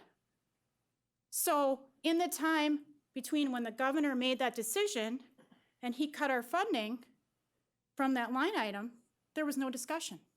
So we sit down in his office and he says the county board, first words out of his mouth, the county board will not support a position for your office. Is that priority-based budgeting? Is that assessing the needs of the county? Is that following through with the letter that was provided? Just determining, just a conversation to say, these are the programs that are at risk if we don't have enough prosecutors. Each one of those, if we don't have a prosecutor with drug court, it's no longer in existence. If we don't have a prosecutor with OWI court, it's gone. These are all discretionary. Our attorneys do those over their lunch hours. They spend extra time away from their cases. Those are post-sentencing. So those are investments in a small number of people to try to make a difference in their lives. Those programs will be gone. Restorative justice. This county has invested in that since 2008. Our numbers that we have saved, there are letters in your packet from that as well, have gone down because we just don't have the prosecutors to devote the time that should be for those. So when I started to talk about the fact that if it stays this way, we're going to have to cut back from these programs, I got accused of making threats. And what I'm telling you is I would never do that. I'm not trying to threaten anyone. But this shouldn't have come as a surprise. This should have been an informed decision about what the need in our office was and what the implications would be if there wasn't proper staffing. But you have that information now.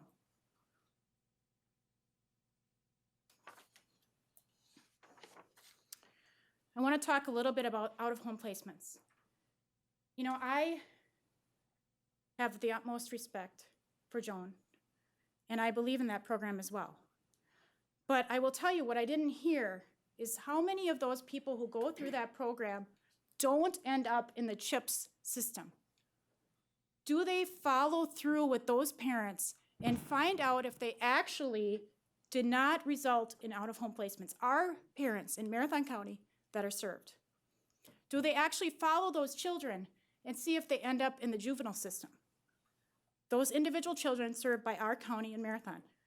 I mean, I understand that the basic concept of working with parents and providing education, I understand that. I think that is wonderful, and I agree 100%. Who could not?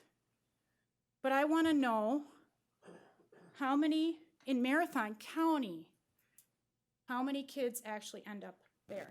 25 years this has been going on. There should be data to support how effective is that program. Because I will tell you what our office's involvement, and people, just like the Drug Task Force, people don't think about us. They think out-of-home placements of kid, social services. Social services must have a lot of work. Well, the district attorney's office prosecutes those parents for physical abuse and neglect. If we have a bond condition or a pending case of physical abuse and neglect that goes on and lags because we don't have a prosecutor or we don't have an experienced prosecutor or we have prosecutor turnover, that kid remains out of home. 2 out of the 4 sources of out-of-home placement come through our office. If we don't function effectively at the level we need, it affects your out-of-home placement. I want to know, as far as the delinquencies and the kids who end up in Lincoln Hills, I want to know if any of those Start Right kids have ended up in Lincoln Hills. Do we know that? Because guess who makes the decision about recommendations for Lincoln Hills? Our prosecutors. Guess who needs all the information about those kids to determine what alternatives are appropriate? We need the time to look at those cases to say maybe there's an alternative that doesn't cost all this money to go to Lincoln Hills. I need some water. I'm talking too much, that's probably why. So our office reviewed 502 juvenile files by 2 prosecutors in 2018 for just juvenile cases. Corporation Counsel deals with the children in need of protection and services and out-of-home placement. There were 50% of those cases plus. We had a difficult time. We knew at least 50% had corresponding criminal files. 8 of the parents that we're dealing with in OWI and drug court have children in out-of-home placement. So we are working with those parents to reunite them with the children by working on their issues with alcohol and drugs, and that is one of the at-risk programs.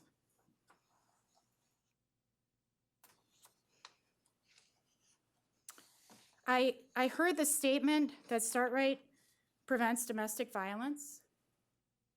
I would like to know how many of the people that go through that program end up not being in a household with domestic violence. Do they end up as child witnesses to domestic violence? Do they end up in those households? Do they track those children? There's a lot of generalizations and assumptions being made in that program that a statewide study says, I want to know in Marathon County the benefit that we're getting from that program. Understaffing impact on county cost. Well, thank you. You're wonderful. So 31 inmates in jail awaiting sentencing after revocation of probation. You can't do sentencing after revocation of probation unless there's a prosecutor. They've been sitting for 3,859 days plus in our jail. The cost to Marathon County, $192,000. 260 out of the 350 inmates currently in our jail have pending criminal cases. 36 inmates with pending charges have resided in the Marathon County Jail for over 200 days. And I have a list of all those crimes if you want to see, and none of them are for possession of marijuana. Just want to tell you, they're very serious crimes. The total number of days, 13,028 by those 36 inmates. The cost to Marathon County, $641,400. It's not just about the cost in dollars and cents, it's about the cost of victims for effective and swift justice.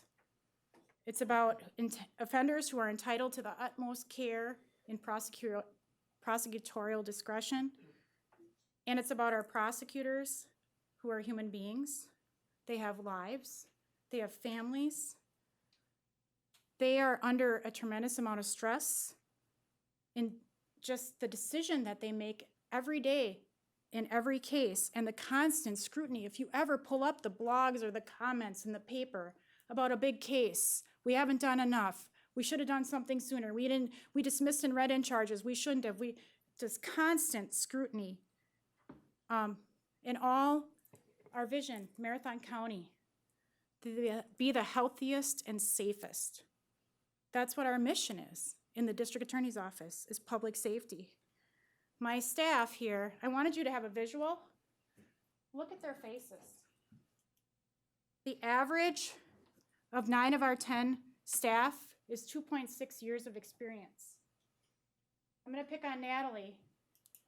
How long have you been with the DA's office? Today is my 1-year anniversary. How old are you? I'm 28. And what kind of caseload do you have?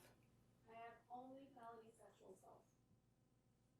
Rory, how long have you been with the office? 6 months. Hannah? 5 months. Davis?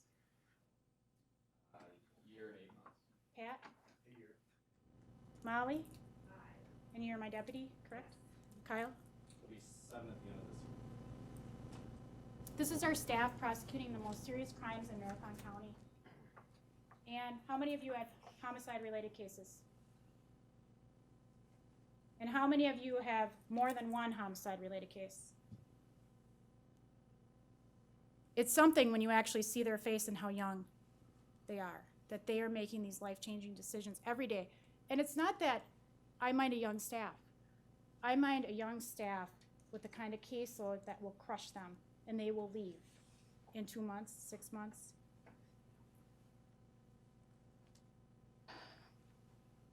The continued investment in our office is the key to becoming the safest county.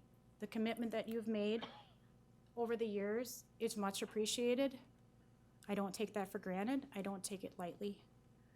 Our staff is solely responsible to effectively prosecute for Marathon County.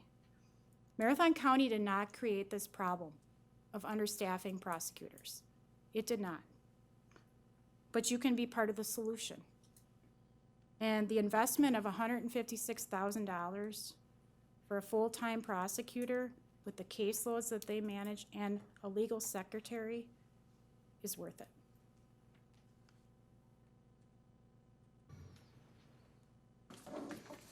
Is there any questions by the board? We're going to use a request to speak. Supervisor Zereni first. Thank you for that presentation. It was very enlightening. There was a lot of material in that packet, and this helps summarize it, so I appreciate that. You answered one of my questions, which is longevity of staff, but when you hire somebody, what's the training period? How many months before somebody effective to be able to take on a caseload? There is no training period. My staff is laughing. So if you're a public defender, let's say, you are not allowed to take high-level felonies until you've had so much experience and so much time under your belt. And the reason they're able to do that is because if they don't have enough staff to handle within the public defender's office, they can farm it out to a private defense attorney to take that overflow. We don't have that luxury. So they have a caseload when they start. Supervisor Seibert. If the DA's office was adequately staffed, what would that do in the population in the jail? Thank you for asking that question. I actually met with our judges today. We had a proposal that would, if we had that one additional prosecutor, and I'm not seeking the 5.7, I'm seeking the 1, which is a lot less than the 2.5 that have been funded over the years. That would allow us to have a structure of prosecution where we could have assigned attorneys per branch. And I took it to the judges and presented that particular scheme, and they said that would assist greatly in scheduling as well as case processing if we could have that scheme, and that requires that number of prosecutors to match with our branches. Then I have one more. Good. On your numbers of 675,000 saved and 180-some thousand saved, how accurate is that? And what would those two figures that Marathon County is already paying, how would that help the DA's office? Are you talking about the cost of inmates in the jail? Yes. So the cost of inmates in the jail, I just wanted to give an idea of if there's delay in prosecution of cases, it results in jail bed days, which results in a cost to the county. There are a number of factors that can play into that. It can be lack of a defense attorney. It can be lack of a prosecutor, lack of a prosecutor available. Those are the main sources, or we aren't able to get our discovery, the media and all those things out in a timely manner. So back to that resolution that you passed, if any part of that system is underfunded or under-resourced, it has an impact on the administration of justice. And that's all I can tell you is that cases are not processing through the system the way they need to be. We need a prosecutor available and there and ready to do it. To give you a number that is quantifiable for the difference it would make, I can't do that. All I can do is tell you that cases will process sooner. One of the things that we haven't done, put on there as a program that we could cut, is diversion. Because what we do, and our workload analysis does not show this, is we divert cases pre-charge. So those aren't even counted in our workload analysis. That requires a prosecutor to evaluate whether or not that's an appropriate case for pre-charge diversion. And then we take it back, and our diversion coordinator or specialist supervise those cases and try to keep them out of the system with individualized programming. But that also requires our prosecutor time to evaluate those and keep those out of the system if they're appropriate, because public safety is number one. The workload analysis doesn't even take that into consideration. And we have the largest, or at least one of the largest, diversion programs in the state. So that's also not considered. Okay, any other questions? Supervisor Lowe?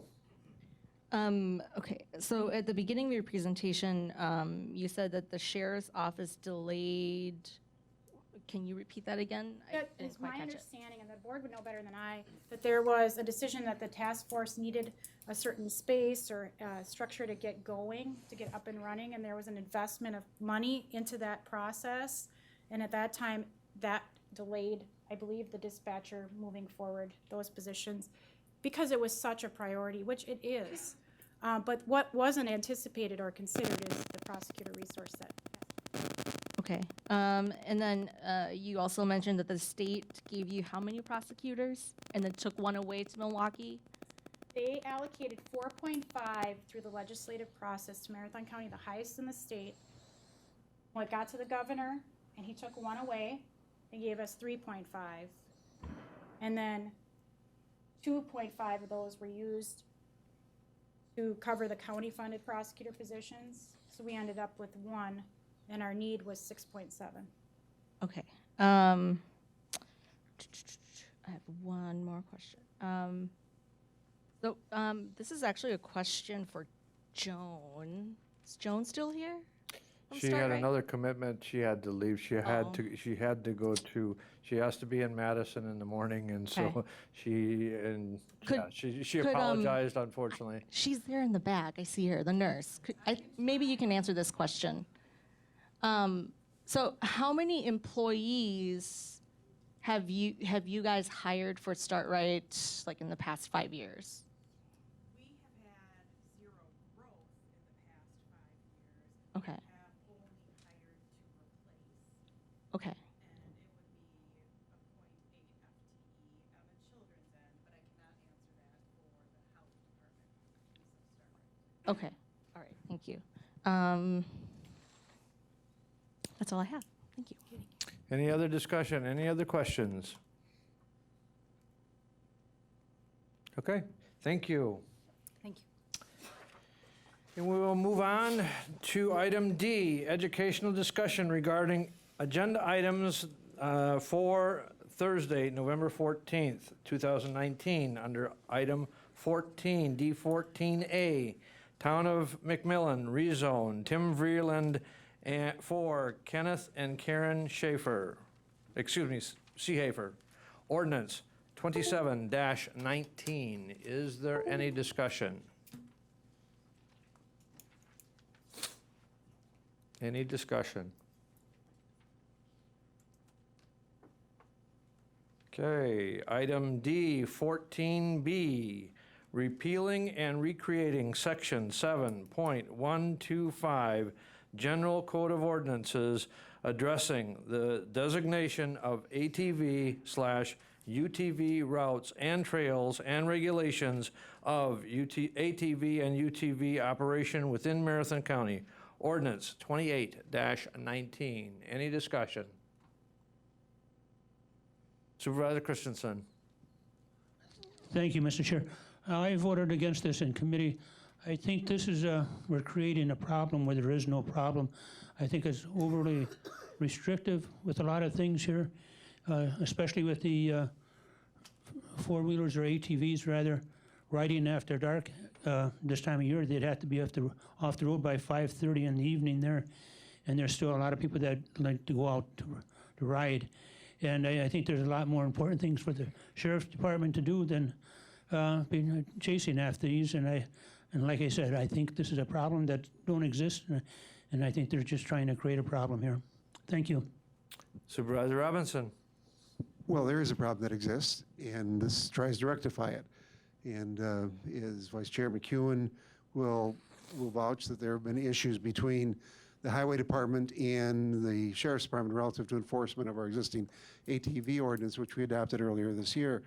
Under that ordinance, we regulate when municipalities and/or clubs can request access to county highways as part of their trail system. And we set up a criteria, and that criteria includes an evaluation, and if they score above certain points, they're not eligible. If they're below, they are.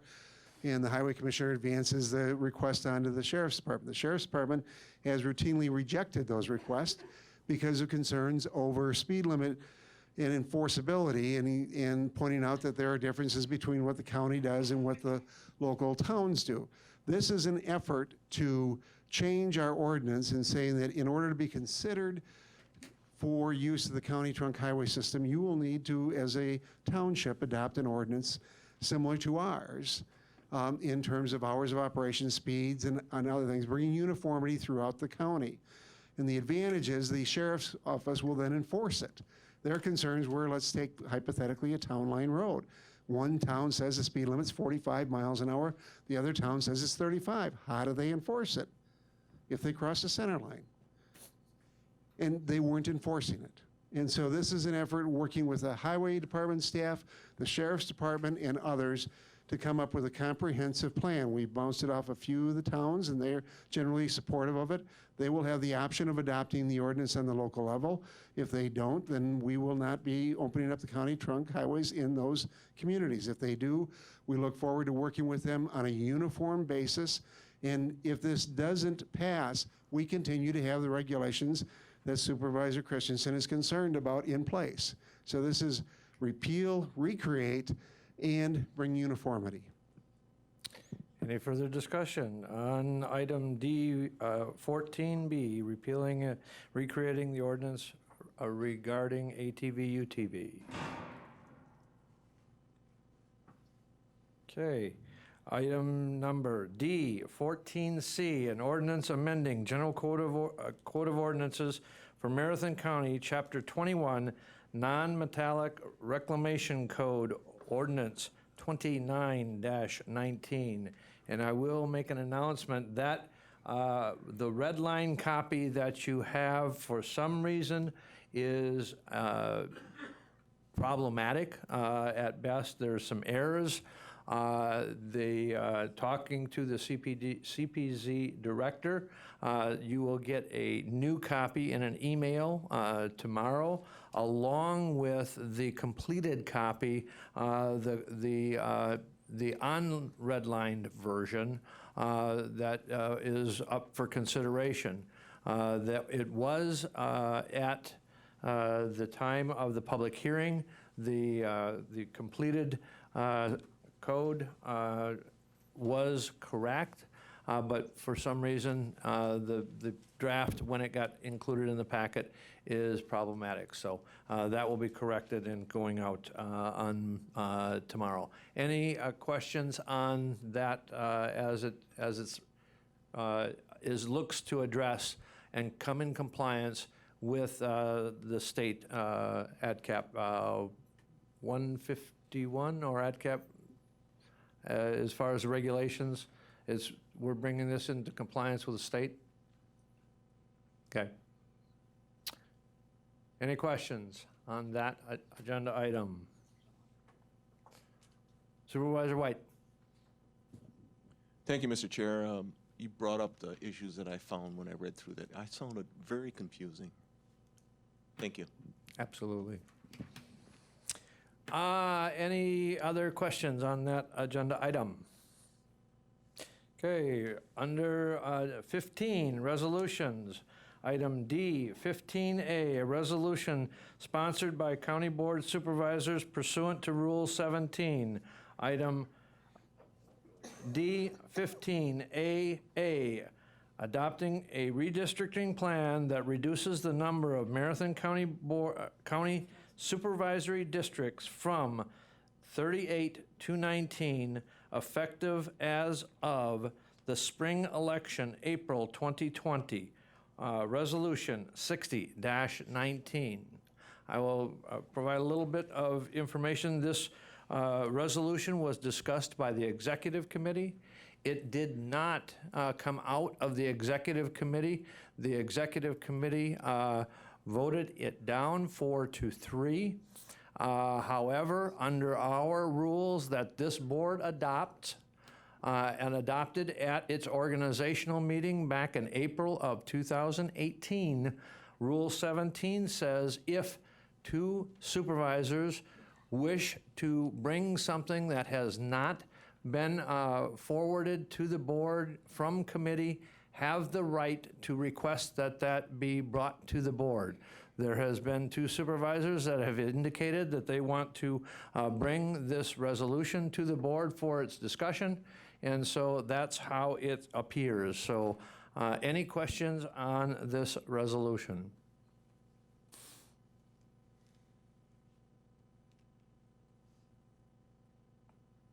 Okay. No questions on the resolution. Moving on to item D15B, Public Safety Committee. D15BA, extend the charter of the Regional Morgue Task Force, Resolution 61-19. Any discussion?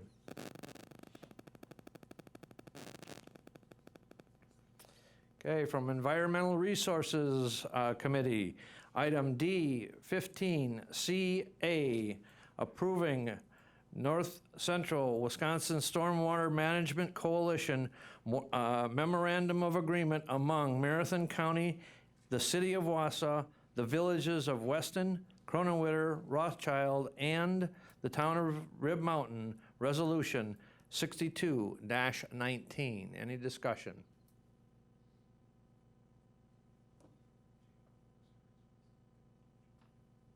Any discussion on that resolution? Okay, item D15D, Central Wisconsin Airport Board. Central Wisconsin Airport Permanent Utility Easement, Resolution 63-19.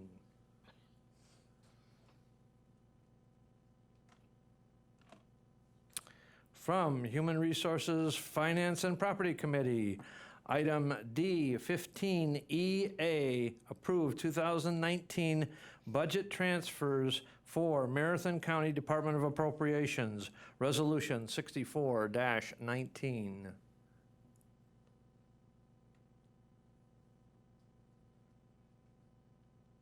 And item D15EB, a resolution in support of Wisconsin Assembly Bill 301, Senate Bill 268, Resolution 65-19.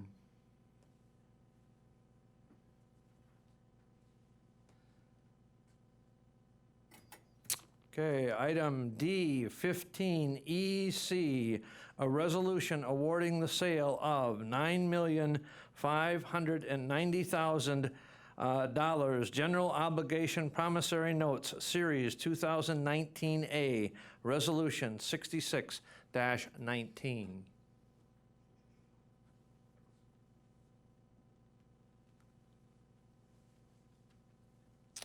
Item D15ED, Budget and Property Tax Levy Resolution.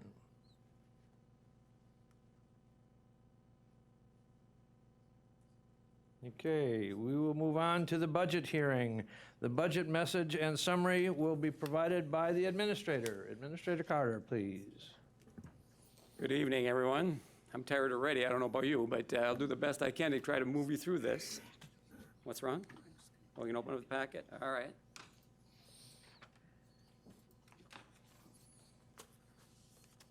I think I'll wait.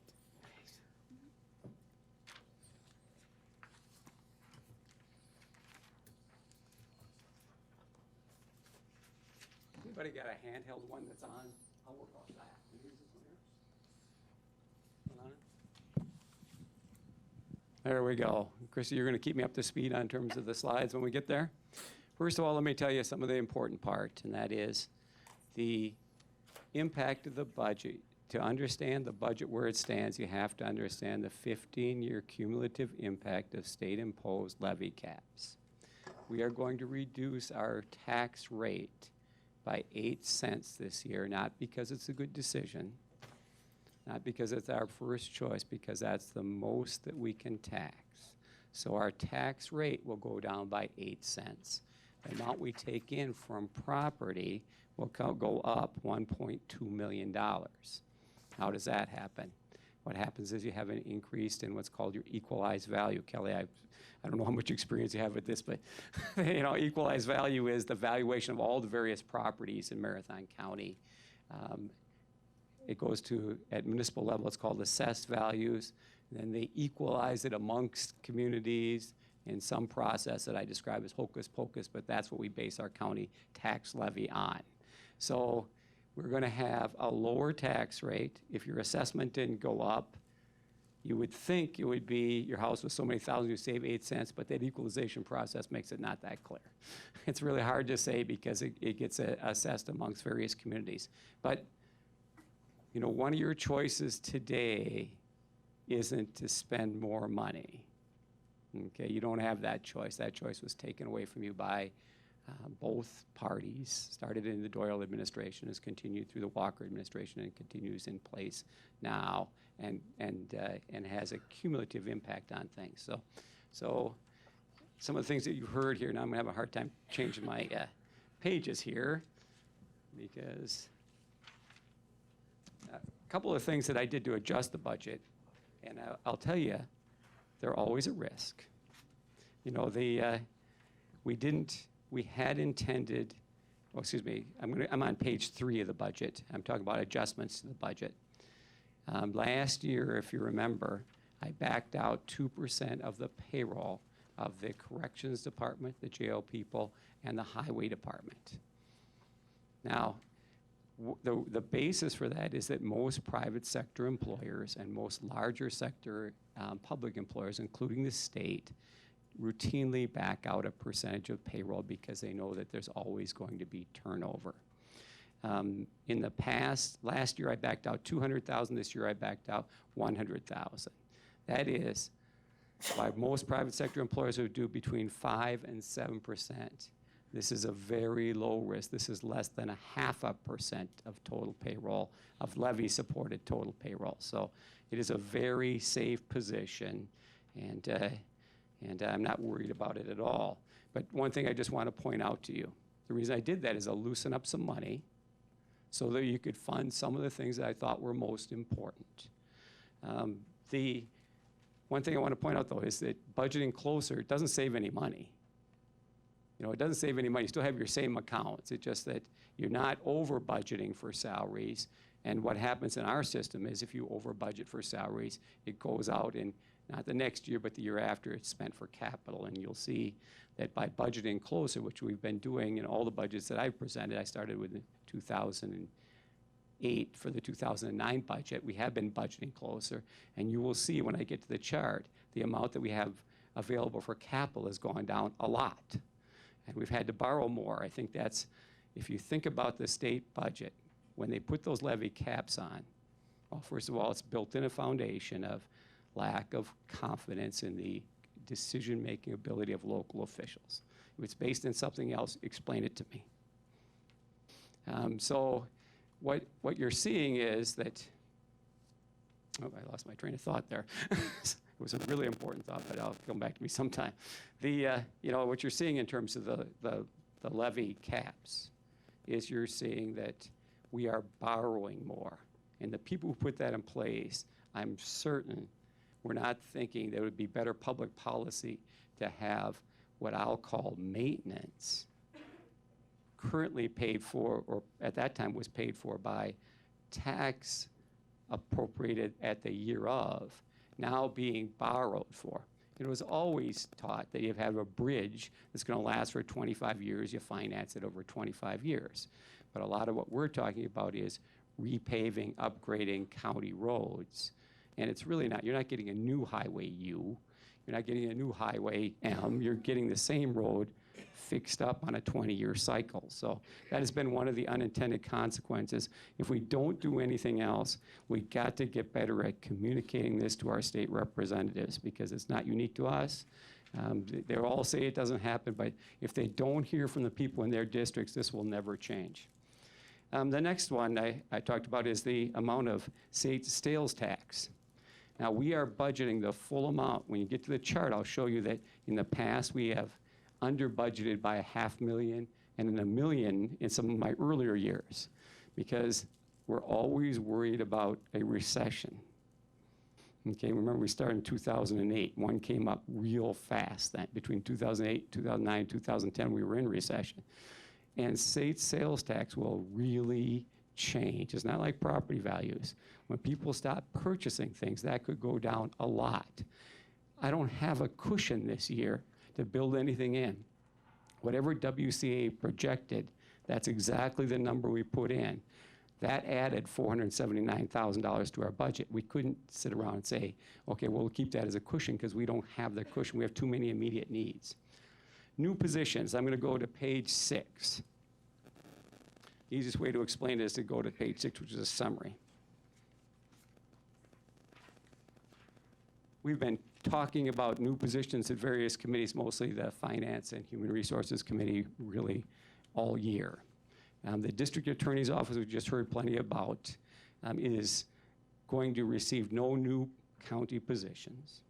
It will receive 2 position upgrades and support positions, and there is an additional state prosecutor over what they had this year. So they will have, on this chart it shows 0. Number 2, the Sheriff's Department, we have 3. We have a snowmobile boating specialist that is paid for by grant funds, or substantially by grant funds, and we are adding 2 dispatchers. We have added 2 dispatchers this year. If you remember last year, it was my clear understanding that the top priority of the board was to open a new police communications channel, which is no small undertaking.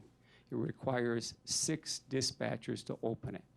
Under my budget recommendation, you will still not be able to open it. I mean, last year it was like, okay, well, open that channel and find the money. You can't find money for 6 positions in a levy-constrained environment just overnight. We did find funding for 2 positions this year by reducing by 15% the jail population, out-of-county jail population. That the sheriff wanted me to be very careful in explaining to you. That is not a success story of the Sheriff's Department alone. It is a success story of the entire public safety system working together to put less people in jail or keep people in jail less time. But I'll get back to that later. The Treasurer's Office. We'll be adding a .63 position. Let me just give you a little bit of understanding here. The budget process starts really about Memorial Day, but really starts after the 4th of July in earnest. And we were going along late in July and early in August with one set of assumptions. The biggest assumption being that was adopted by our committee and was sent to us by our healthcare provider, that our healthcare increase would be 3% or less. All of our early data said that. And so I had a number of meetings with department directors and said, I think these things can go. And then late in the process, very late in the process, we found out that our employee health care was going to go up by 9%.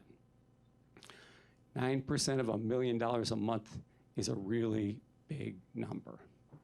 And I'll talk to you more about that, but that meant that we had to go back to the treasurer's office, and what was going to be a full-time position is now going to be a part-time position. Had to go back to the conservation planning and zoning, where they had a new position that was created by raising fees that they charge, and say we just can't afford to do that.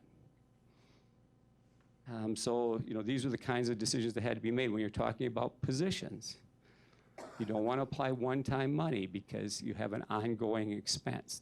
We're not hiring a person for a year. We're hiring a person on a regular basis with the expectation of continued employment. The other one that's on here is number 3, is the solid waste department. They have a person who does various programs that they now pay a consultant to do. They believe they can do it better, faster, and cheaper with their own internal employees, so it was funded by that. There's no county tax levy involved in that position. I think I've talked about all of them, all 4 of those on that position. There were 10 requested, way apart from any of the district attorney's positions, and we're down to these ones that actually survived in the budget process. The next thing I want to talk about, the district attorney's office. We've talked a little bit about that already. Let's go by that. And I want to talk about employee health care on page 11. You know, I said $1 million a month, and that was a bit of an exaggeration. The lowest month, it's $951,038, and the highest month, it's $925,257. You know, employees are always coming and going, and some have family members and different levels of coverage, so it varies amongst months. But what happened was when Kim Hertz, who represents GHT, which is a WCA affiliated program, came to me and told me it was going to be 9%. I told her that we can't afford that. If we go back to that, well, you know, there are a number of people on the board, or at least I think there are, and I guess I'd include myself in one, who think Act 10 went too far. Okay, and I know there's a lot of people who support Act 10. But if Act 10 wasn't in place, we would have a 9% increase to contend with. There's no way we would have negotiated something less than that now. But Act 10, even though we used to have 11 unions, now we have 1, also made it an illegal subject of bargaining for the Deputies Association to negotiate the plan, summary plan description, or the level of benefits provided to employees. So you can do whatever you want. And if you're against Act 10, you can say, okay, we're not going to use it, we're going to choose not to use it, and we're just going to cut $500,000 somewhere else, because that's what you'd be talking about. My belief is we cut this in half, employees take half the burden, and the county will absorb the rest of half of that burden, and that's what I've done. You don't have to do that. You don't have to do anything. I will tell you, though, that we have also budgeted, consistent with the guidelines that were provided to me by the Finance Committee, a 2% pay increase. And for some, the changes, just so you know, they're not listed in here. The change is a $500 increase in upfront deductible, going from $1,500 to $2,000 for most employees. And there's a corresponding increase in out-of-home maximum, so it's really basically $500. Most people's raise is going to be less than that. So you are now talking about an environment where most employees will end up less well off in terms of the overall economic package because of the changes to the health care and the employee pay increase. Let's see here.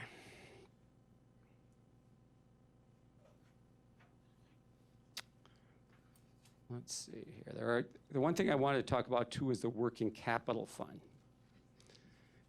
Working capital, and I'll show you a chart on it in a minute here, is the money you have for an emergency. And if you remember, we're going to borrow to repay the emergency funds that, or this is the intent at this point, I'm not sure it's finalized yet, the emergency funds to repair the structure of the jail, minus $600,000 that we can't borrow for because it doesn't meet the definition of capital, which is like moving people to other jails and stuff like that. We also borrowed out of that fund $1.6 million a couple of budgets back with the intent to pay it back over 4 years. And just divide it up in 4, maybe 5 years and pay back part of it so that we still have a full account. Think about it, if we didn't have a working capital account, we had a structure problem at the jail. We'd be out borrowing for that, it would be a much different kind of situation. And we don't have money to pay that back. If I take that out of the budget, it will just be too severe. So there is no plan to pay back right now. Either the $600,000 of capital or the $1.6 million that was borrowed, I think, 2 budgets ago. If I did that, you would have other things that you would find, I think, unacceptable. And you can pay that back, but you have to find $2.2 million to do it. You know, and the other thing I want to point out here is just a quote that I have from Kyle Christensen at the bottom of page 12. And this was at the 2018 meeting talking about the levy caps, and that is 60 of the 72 counties will experience an employee health care increase over what they can take in new revenue. So there's nothing unique here. You know, the levy caps and the funding crisis associated with healthcare is nothing unique to us, and it has cut our other programs and our other funding committees substantially. Let's see here. I want to go to the charts on healthcare. Page 13. I just want to give you a long-term perspective. We have been, I think, luckier than good. Now, we've invested a lot in wellness and stuff like that, but wellness pays off in the long term. But if you go back and you look at 2016, we reduced our health plan costs by 6.12%. 2017, we reduced it by 2.5%. 2018, we reduced it by 3.2%. 2019, we had a 3% increase, and in 2020, we have a 5% increase. In almost all those years, medical inflation was over 6%. So we have benefited from some good fortune with regard to employee health costs, but now we are on the other end of that, still under the rate of medical inflation. I've talked about employee compensation. Employee compensation on page 15. You can see that a 2% pay increase allocates to $1.5 million. But the county-supported payroll is approximately 2/3 of that, because about 2/3 of our payroll is supported by state, local funding, or fees. So it's about $1 million is what that works out to be. I had allocated in the budget $3,000, $195 for pay increases for the county board, and that was zeroed out by the finance committee. So I know you weren't planning on spending it all in one place anyway, but now you don't have it at all. So it's completely gone. Page 16, highway paving. And we're going to spend just under $7 million on highway paving in 2020. It's a little different system that we're used to. We're going to pave 26 miles of 10-year service roads and 15 miles of 20 service roads. And half of that money, it's a little less than half, will be paid for by the vehicle registration fee. Got it, everybody on the same place? Vehicle registration fee, not to be called something else, which it isn't. So they were going to borrow for 3 bridges, one on County Road M, one on County Road Y, and one for County Road G. Again, I don't have a problem with borrowing for bridges because they have a longer life. It's when you're just redoing a county road as part of routine maintenance that I think it's really a poor impact of public policy. And when I started doing the budgets, or a couple years into it, I was well aware that our park system includes in the county parks a lot of WPA and Civilian Conservation Corps, I think it's CCC, buildings. And they were increasingly in disrepair. And we couldn't afford to fix them all at once. But I started a policy of setting aside $100,000 and letting the Parks Department do that, because it's just like owning an older home. If you don't take care of an older home, it will be in terrible condition, need to be completely replaced very quickly. So these are the things that the Parks Department has identified, and we've gotten away from some of the doors and window frames and stuff like that, but I think it's a big mistake to say we're going to back away and not take care of the older homes or the older structures that we have on our county parks, and I think that's a good policy to have. StartRight, I gave you the link. You learned a lot about StartRight today. I don't think you need to learn more, so I'm not going to get into that. I'm now on page 18 talking about broadband. I'm at a disadvantage here in that we have a broadband study that will be out, I think, next week. I'm expecting it next week. And I don't know what it's going to say, but I do know this. If you don't set any money aside and you just live grant to grant, you will not make the progress that you were hoping to make in terms of broadband expansion. I would like to have stuck $100,000 in here because a lot of the state and federal money requires local matches, but I didn't have $100,000. I had whatever the number was, plus what your county board raises used to be. So I had $50,000 and then $6,000 that came out of county board raises, I think it was. And that's what we're sticking in there, not because it's the right number, because I don't know what the right number is. But I do know that you don't want to wait a whole year after you get this study to say, okay, now what can we do about broadband now that we have some money, and money's not going to come more quickly later. Funding of nonprofit or corporations. Okay, I want to spend a little bit of time on this because this hasn't come up yet.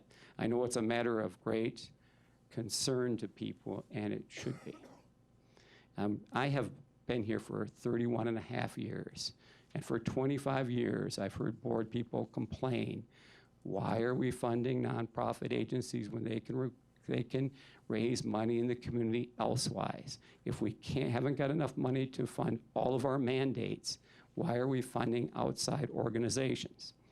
And it was never that I can recall an actual motion, but some years I could hear enough background noise that there could have been a motion and it might have passed without a informed discussion and just delete out the whole account. That would be disaster. And that wouldn't be good for our community, wouldn't be good for our agencies, wouldn't be good for our county. So the conversation started a couple of years ago with the executive committee and with the Human Resources and Finance Committee. It continued this year. We ran the programs that are sponsored by our nonprofit programs as if they were county programs into our priority-based budgeting quadrants. And almost all came out in quadrant 4, the least highest priority, except for 3. The 211 program administered by United Way, the Women's Community, and the North Central Community Action Program, which landed in quadrant 3. Looking for my bottle of water. Is that over there? There you go.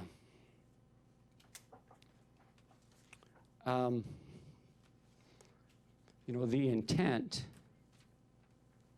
and the policy was affirmed again by the executive committee is to phase out all of our funding for nonprofits over a period of 4 years. You can change your mind on that, say that was not what it was, and it's not in any one year an insurmountable amount of money, but if you fund some and not others, you do need to come up with some policy direction so that the person who puts together next year's budget knows what it is that you want. Page 19. During the other direction that, as a guideline that the executive committee gave me, was they knew that there were 3 new organizations seeking county funding. One is a a home for homeless teens called CATS. One is the Literacy Council, and one is a program sponsored by Judicare, which is a mediation program, a court mediation program that takes problems that are now resolved in the courts, gets them out of the courts, and has trained volunteer mediators working with them to try to resolve their own problems, writes it up as a legal document, because the director is a attorney, and submits it to the court. The direction I had was, if this will result in direct savings, you can put it in the budget, but you have to take it out somewhere else and tell us where you took it out of. The only one who could meet that standard was the Mediation Services Project, and the sheriff said that he believed, based on the Judge Stroster's comments at the Public Safety Committee, that you could reduce costs in his department enough, and we reduced his budget request by $15,000, so it really was just moved from the sheriff's department over to the list of nonprofit agencies. The jail.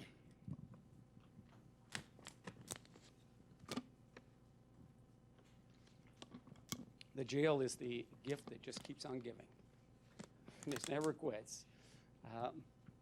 You know, when we moved over here, I was here for the open house. We moved in '88, and I can't remember how many prisoners exactly, but I think it was like 100. And I think it was 150 with the remodeling that we don't want to talk about 10 years later. And now we've got all these diversion programs, and it just goes on and on. And it is both a social issue, a safety issue, and a cost issue. And I mostly focus on the cost side of it. Our census went down about 15%. If you look at the chart on page 21, you will see significant progress has been made. Part of that, or what I would attribute that to mostly, is something called a hot sheet, where inmate hearings are now tracked, and we don't lose track of people as fast as we did before. It's a lot more complicated than you think, because people change attorneys, and they make motions and stuff like that, and it's not necessarily a linear process with everybody.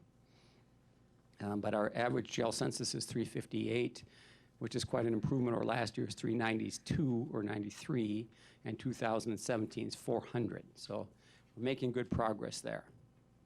On the downside, we're going to budget an additional $120,000 for inmate medical and dental costs. That will mean our costs will be about $1 million. And there was a lot of discussion about taking that and changing that so that people can stay on Badger Care or Medicare or something like that. But that's going to require federal legislation, and we don't have that yet. Let's see here. Page 22. We've talked a lot about out-of-home placement. And out-of-home placement is going to go up over $500,000 for next year. We're going to be at over $6 million, $6,081,000. And, you know, there's no single reason why it went up. But if you applied the term drug-endangered children, you know about 80% of it. So that is what has grown the most. It is a significant expense. It just gets higher. Our department's done a good job of moving kids to less expensive placements. And one thing I did here that I'd never done before is I actually reduced the Social Services Board's request. In the past, I said I wouldn't do that because we don't decide this based on, I could use another glass of water. We don't decide it based on what the budget is. We decide what the needs of the child are. And if we don't, you know, if it doesn't happen, we're going to have a deficit in that account. But again, there's this ongoing process that I'm looking for to find some money. So I reduced $180,000 out of that account, out of the request, which I think was a well-founded request, and that's a risk. Now you can put that back in, but you know, I know I sound like a broken record, but you have to find $180,000 of other revenue or reduced expense elsewhere if you choose to do that. It's getting late. Our budget for information technology will go up 2.6%, which isn't too much considering how much we rely upon them.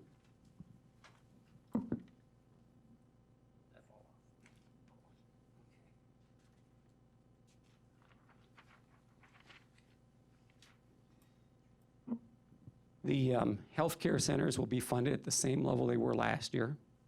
When I was at District 1 making the presentation, I started off with telling the group that the aquatic therapy will not be open for an extra year because we can't, budget's so tight we can't afford the water. And no one laughed. In fact, the supervisor declared me a liar and said, he's a liar, he just thinks he's funny, which is true. True in all sense, but apparently District 1, that's not funny, so it's probably not that funny here either, but the pool will be not impacted by the cost of water. Regional planning will continue, thank you. We got an extra job there now. Okay, I'm now on 24, looking at the levy and tax rate. You can see that the tax levy has stayed about the same.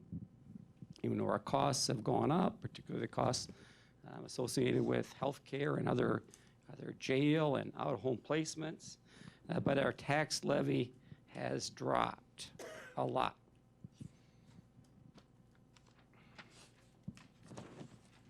Page 26, sales tax. You can see we're going up, just as I said. You can see that we had unpredicted by a million many years, or a number of years, and that's gotten reduced to 500,000 more. I'm going to tell you, you can predict put another 500,000 on there, but one thing I'm confident, there will be another recession. Don't ask me, it'll be in 2020. I have no idea. Neither does anybody else. But if it does come and you increase it, then you're going to have to do some fast dancing in terms of how you have it. I think staying with where you are is the most responsible position. 26. 27, state shared revenue. Look at aidable revenue, which is what when you talk to your legislators, they talk about. Look at 2011, and then look at 2020.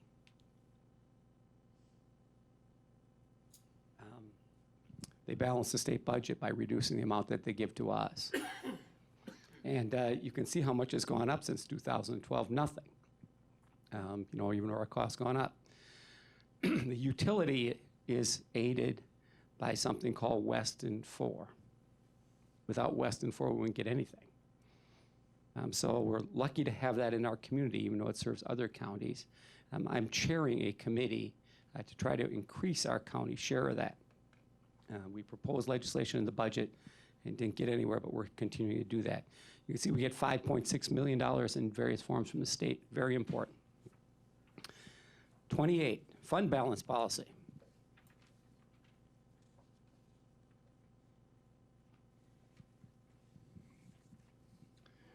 The $25 million that you see in the general fund for 2020 assumes that you have borrowed the money for the jail and put it in there. If you don't, you'll be short. I'm not sure exactly what the dollar amount is, but it's $5 million somewhere in there. So it's important that we do that. My other recommendation is, if you get money from the opioid settlement, much of these expenses that have been taken out of there are directly related to that. Put that money in there. Don't just spend it on something that's an ongoing expense. Put it in there and save it.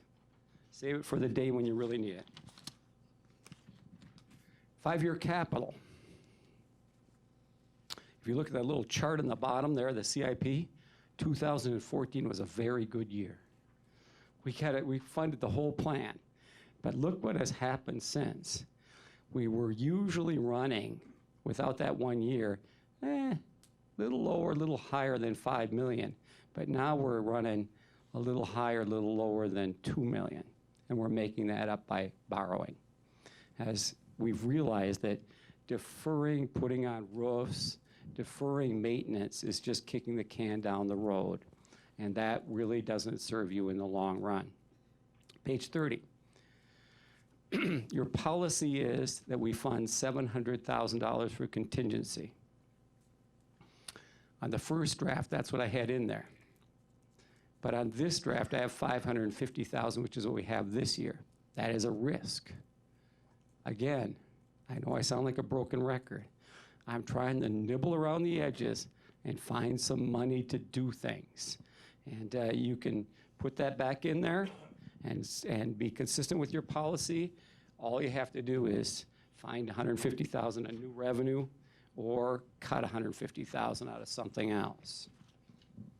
Transportation aids. In the budget, we're all very appreciative to get higher general transportation aids. And that worked out great. We got about $200,000, and that's nothing to sneeze at, but our project funds went down by 1.2 million. The kind of project-specific funds, so we put more money into transportation than we had in the past, so that didn't really help much. Tipping fees, too late to talk about that. That's all about the solid waste department. It's my last chart. The airport's doing fine. here's a general rule of thumb. When it's not a recession, the airport does fine. When it is, it doesn't do so well because you lose that discretionary business travel and discretionary personal travel. I'm going to have Christy go through all the department budgets with you. Most of them were at 2% before the health insurance changes, and now they're at 3%. There are very few that increased more than that. I talked about the working capital reserves. The only solution I can see is to put that opioid money in there. I talked about the employee health fund, a 5% increase. That's a balance. That's basically sharing the increased costs with the employees. We received more money for child abuse and neglect, but that was dwarfed by the $545,000 that we need to pay for out-of-home placements. And that is $200,000 less than the Social Services Board recommended. We got more special general transportation aids, but our project-specific funds went down from $2 million to $659,000. And those funds are called County Road Improvement Programs and SDP rural funds. We're not able to open the dispatch channel, but we are most of the way there. We'll have 2 dispatchers starting in July. We already have 2 started. My guess is that next budget you'll be able to accomplish that. 6 positions is just too much with all these things that are going on. Our paving is funded half now by vehicle registration fees. Broadband has some money. The process of phasing out county funding for nonprofit agencies has begun. The trend of borrowing more money, and we're going to borrow more for capital than we ever have before, is on, and I don't know that we have any other real choice. I talked about the opioid lawsuit, and just in the nick of time, Christy, you want to walk us through the rest? Sure. Where'd I get this from? One thing on the PFCs that you saw the chart from the airport. Airport is 0% tax levy supported. They have debt outstanding from 2010, 12, and 14. The PFC actually is used to pay for the terminal remodel, the debt service there. So we always watch that, even though, it's with the airport, it's what's paying back the debt for most of that terminal remodel. So we like to make sure that we're getting enough money in that will pay back that debt service on an annual basis, and it does. So just another item, even though it is a non-tax levy supported department, we certainly want to make sure that you've got that airport working as it should, and they've never, we have no real concern of them needing tax levy support for operations and or their debt service payments. That, I'm just going to go through the departments that are over 2%. When Brad and I met with departments, the goal was to get a 2% increase at the most, and we met with everybody in August, and most of those departments had 2%. If they didn't, we had an explanation why. Then the health insurance change came, so those departments that were at 2 are at about 2.25, about 2.24. Anything above the 2.25, I'll be explaining. If you see it at about 2.25, that was the 2% they were supposed to come in with, and then just a little bit more for the health insurance. So we'll just talk a little bit about the ones that are kind of more than that. County administration, the only thing I do want to talk about is in order to fund one of the positions, the upgraded positions in the DA, we will be charging local governments for the work of organizational excellence, and a revenue was added to their department at the end of $14,000, almost $14.6 thousand. So that was used to upgrade one of the positions in the district attorney's office, not an additional, but to upgrade from, I believe, legal secretary to paralegal. So even though it's a small amount, just wanted to note that was one of those final changes. Capital improvements, you'll see that on the second one. That includes new additional projects that weren't in the capital improvements before, and these are small projects. Includes the $56,000 for broadband. It includes a $100,000 county clerk of courts remodel, and also a project for the radio tower that was about $40,000 for new not investigation, inspections and stuff like that for the radio tower, so that maintenance is done. So that's why that one is up higher. Clerk of Courts is up 5.55. There was a state law passed that we have to pay a certain type of attorney. What attorneys do we have to pay more, Scott? County-appointed attorneys. County-appointed, In yep. criminal cases. Correct. So that increased her expenses by $155,000. So those were state law that passed, and we incorporated the $155,000 increase to the Clerk of Court's budget. CPZ went down due to the increase in fees. We then lost the position that we were going to fund with some of that contingency against at the same amount. Corp Counsel is a little deceiving. The Corp Counsel's office is up a little over 4%. We had established a full-time attorney in the department, and that person serves a similar caseload for Langley, Lincoln, and Marathon County in Adult Protective Services, and the full cost of the benefits and amounts for all of the attorneys and all the people in that department once we fully funded and we went to year 2 is a little over the 2%. Board of Supervisors are down. This is down simply because of the 2%, the 0% increase in raises that were there. County Clerk is up $35,000 for elections because there'll be lots of elections next year, right, Kim? Yeah. And then a reduction of local government charges out for some of the elections. So basically that increases due to mostly the election costs for all the elections we run next year. Debt service is up a little bit. This may come down slightly, and you cannot use this debt levy for operations. Remember, there's 2 universes that we work in for debt levy. Operations, which is all of our departments, and debt service. Debt service is specifically separated from operations. So if I have levy over in debt service, you can't move it to operations. If you move operations levy to debt, that then impacts your levy limit, and you just replaced money you could use to pay for people and things with debt, and that doesn't match. So you may have a small reduction in debt service because when we made this calculation before, we were going to issue debt on Thursday, but one of the best things, and we'll put it in your Thursday packet, is that we have to have a Moody's rating.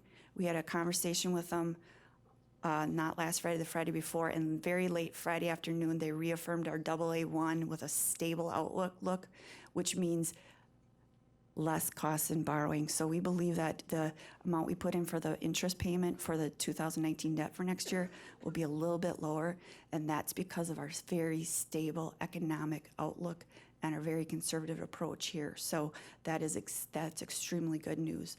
We are at a AA1 stable. Dane County, which is the second largest county in the state of Wisconsin, is a AAA with a negative outlook. So that's how close we are to a bigger county. And for our size, it's really good. And it also means lower cost of borrowing. So might have a little bit of a small change, but that doesn't mean that can cross over to the operating. So always remember those are 2 universes. The levies for those 2 are separate, and they cannot cross each other's. It's like matter and antimatter. So don't cross them. But doing well, you'll get that sale resolution on Thursday. And again, because of that stable outlook at AA1, we're really excited about that because that means a lower cost of borrowing. I got my laptop and this one, so just hang on. District Attorney down. We did upgrade 2 positions. And I'm going to... So we upgraded 2 positions at the cost of about $21,000, but due to the fact that the state moved the 2.5 state attorneys we paid for, they're going to cover those costs. That was where the additional reduction is. So that was, hang on. That was $163,144, and then we added the additional cost back for the upgrades to the positions that were already in the DA's budget. That's what that difference is. Next one is, most of the other ones on this page are under the 2% or 2.25%. The next one that we're going to talk about is highway. The only thing I'm going to mention, and Brad had already mentioned, is that there's always a question of what do we use the registration, that fee, it goes specifically for bituminous. It doesn't go to anything else. We have a separate little sub-fund. We call it 801-279, and that goes in there, and it pays directly for the bituminous resurfacing for that year. The levy that's added to that is 3.1 million, and then there's some grant funding as well. But that always comes up as a question, and it sits right there, and it is not used for any other part of the highway department. Library's up just a little bit, and that is from just a little bit of their health insurance. And the other thing that's a sensitive matter, if you have a smaller department and you have someone moving from single coverage to family coverage, it's an impact. So some of these, even if they're a little over 2.2, if, as you see the coverage prices for a single employee plus one and family coverage, if someone in the middle of the year got married or you hired someone that was at family who used to be at single, those are a great impact to some of our departments as well. So some of those I won't go over, but I just want to make you aware of those. The next one is Register of Deeds, which had a reduction, it had an increase in levy, a reduction in expenses, and they have you're looking at registered deeds like a minus 354. That means that they actually collect more revenues in than they spend in their operating budget. And some of those revenues are designated statutorily to specific accounts for land records modernization and other items. Sheriff, we split the sheriff up into 3 different spots. Sheriff operating budget is at increase of 4%, which I can tell you is about 3 different things. It's the dispatch positions.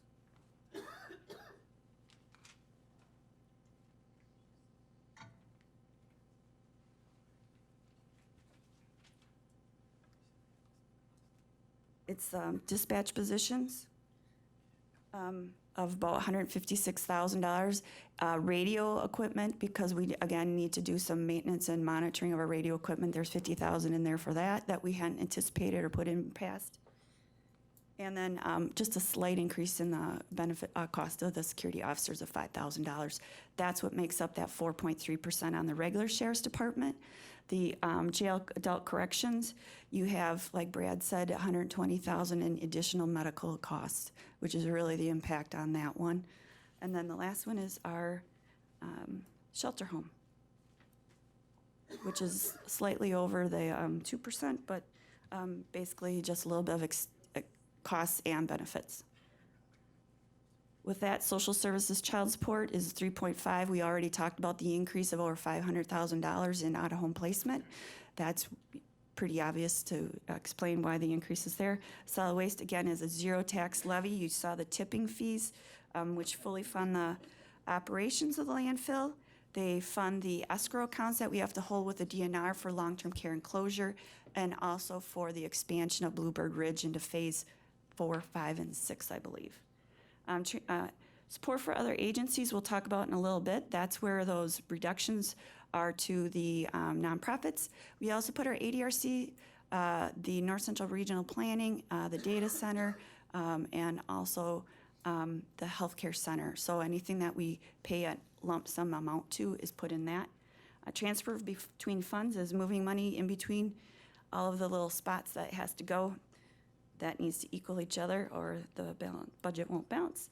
Treasurer's office, wow, they have a minus $21,000. She takes in all the property taxes for the general fund. She takes in all the sales tax. She takes in the interest income, and she takes in the interest and penalty on tax deed properties.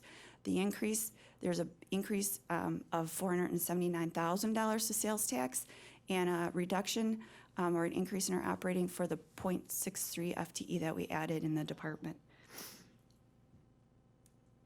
And we're almost done. Taking a tour of the departments. ADRC is the amount of their budget. I will do support for other agencies, which comes next, but your overall budget for Marathon County in 2020 is $171 million, and your tax levy is $50,711,295 as proposed. That will be presented to you on Thursday. with that, just real quick, also your ADRC, that is a levy support for Marathon County. The levy for the 4 counties will not go up, but they are proposing to take over adult protective services, I believe it is. Adult protective services. Yeah, that would not. And that is why you have an increase. It's not because of services for the things they already do, but they were looking at transitioning adult protective services from the healthcare center to the ADRC. It is a levy neutral difference. Reduction on one, increase in the other, the net effect will be 0. And you'll see in all the other nonprofits, community action, the boot camp, historical site. Birth to 3 is another one. Birth to 3 was in the healthcare center.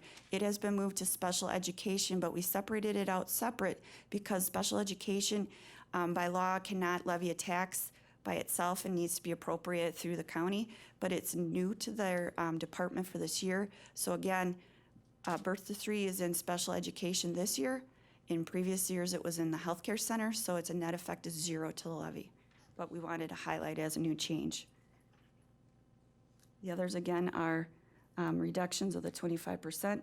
North Central Regional Planning is an allocation that we have, and when Marathon County becomes a partner with them, all the municipalities are partners and get a lower price on any of the services that you receive from them.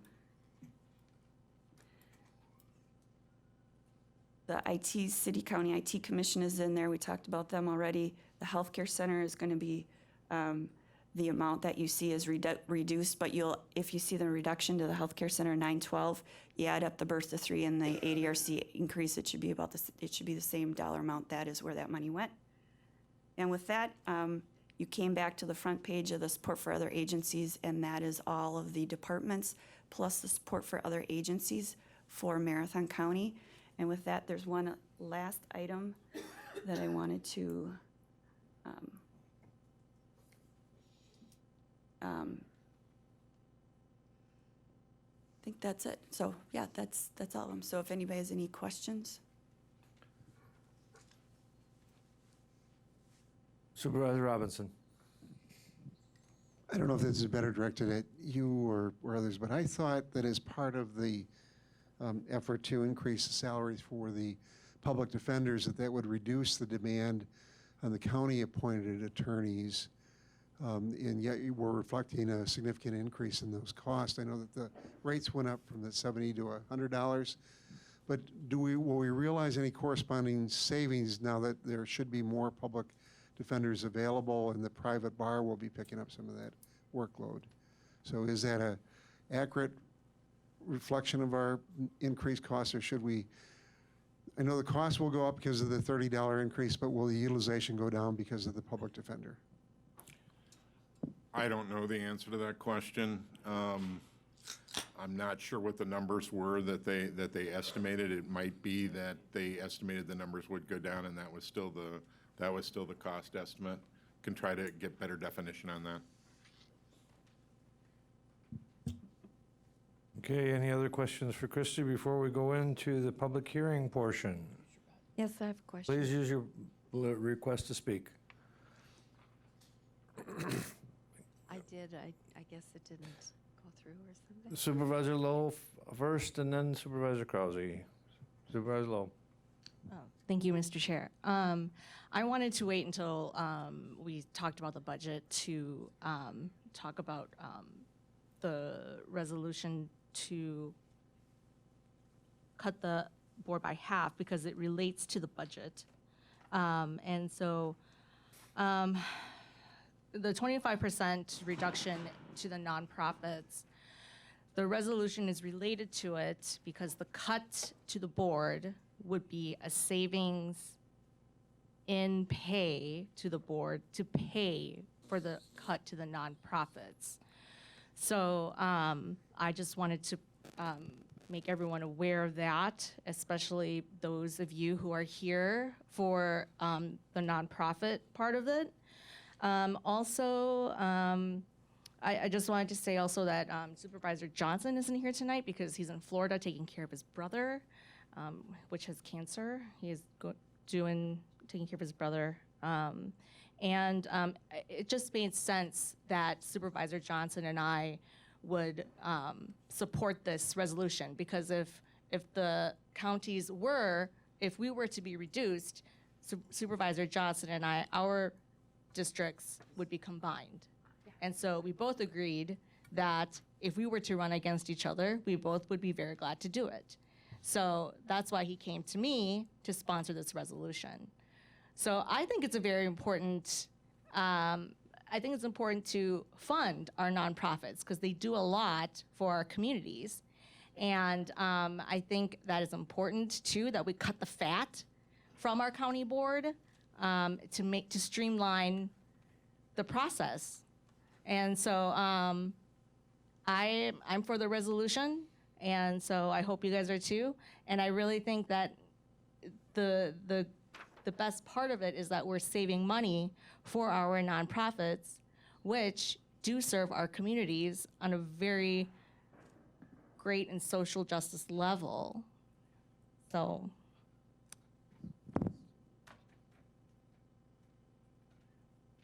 Supervisor Krause. Yes, I don't know if this, if I missed this or not, but in the Sheriff's Department, we allocated a lot of money because the FBI was coming in, so we were going to be expanding or redecorating, and we spent money, or we allocated money for them to expand or redesign the Sheriff's Department, and I don't hear anything about that. I was wondering if we could have some type of an update about what's going on there. They were going to be providing computers, cars, men. Now, and the reason I'm concerned about that is because I live in a high crime area. My district is a high crime area in Wasp. So we have 4 drug busts a week, whereas maybe some of the rural areas maybe have 1 or 2 every 4 months. So I'm just really concerned, and I'd like to know more about it. I never hear anything about it. Thank you.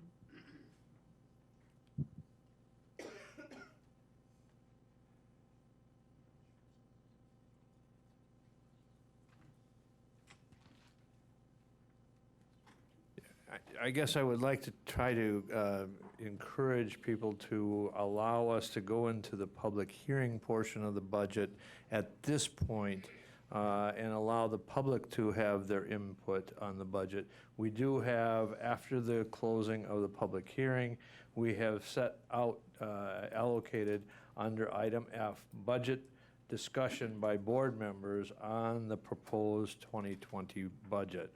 So if Supervisor Christensen would, if you want to wait, or I'll recognize you right now. Yeah, I'm just wondering if we could take a 5-minute break?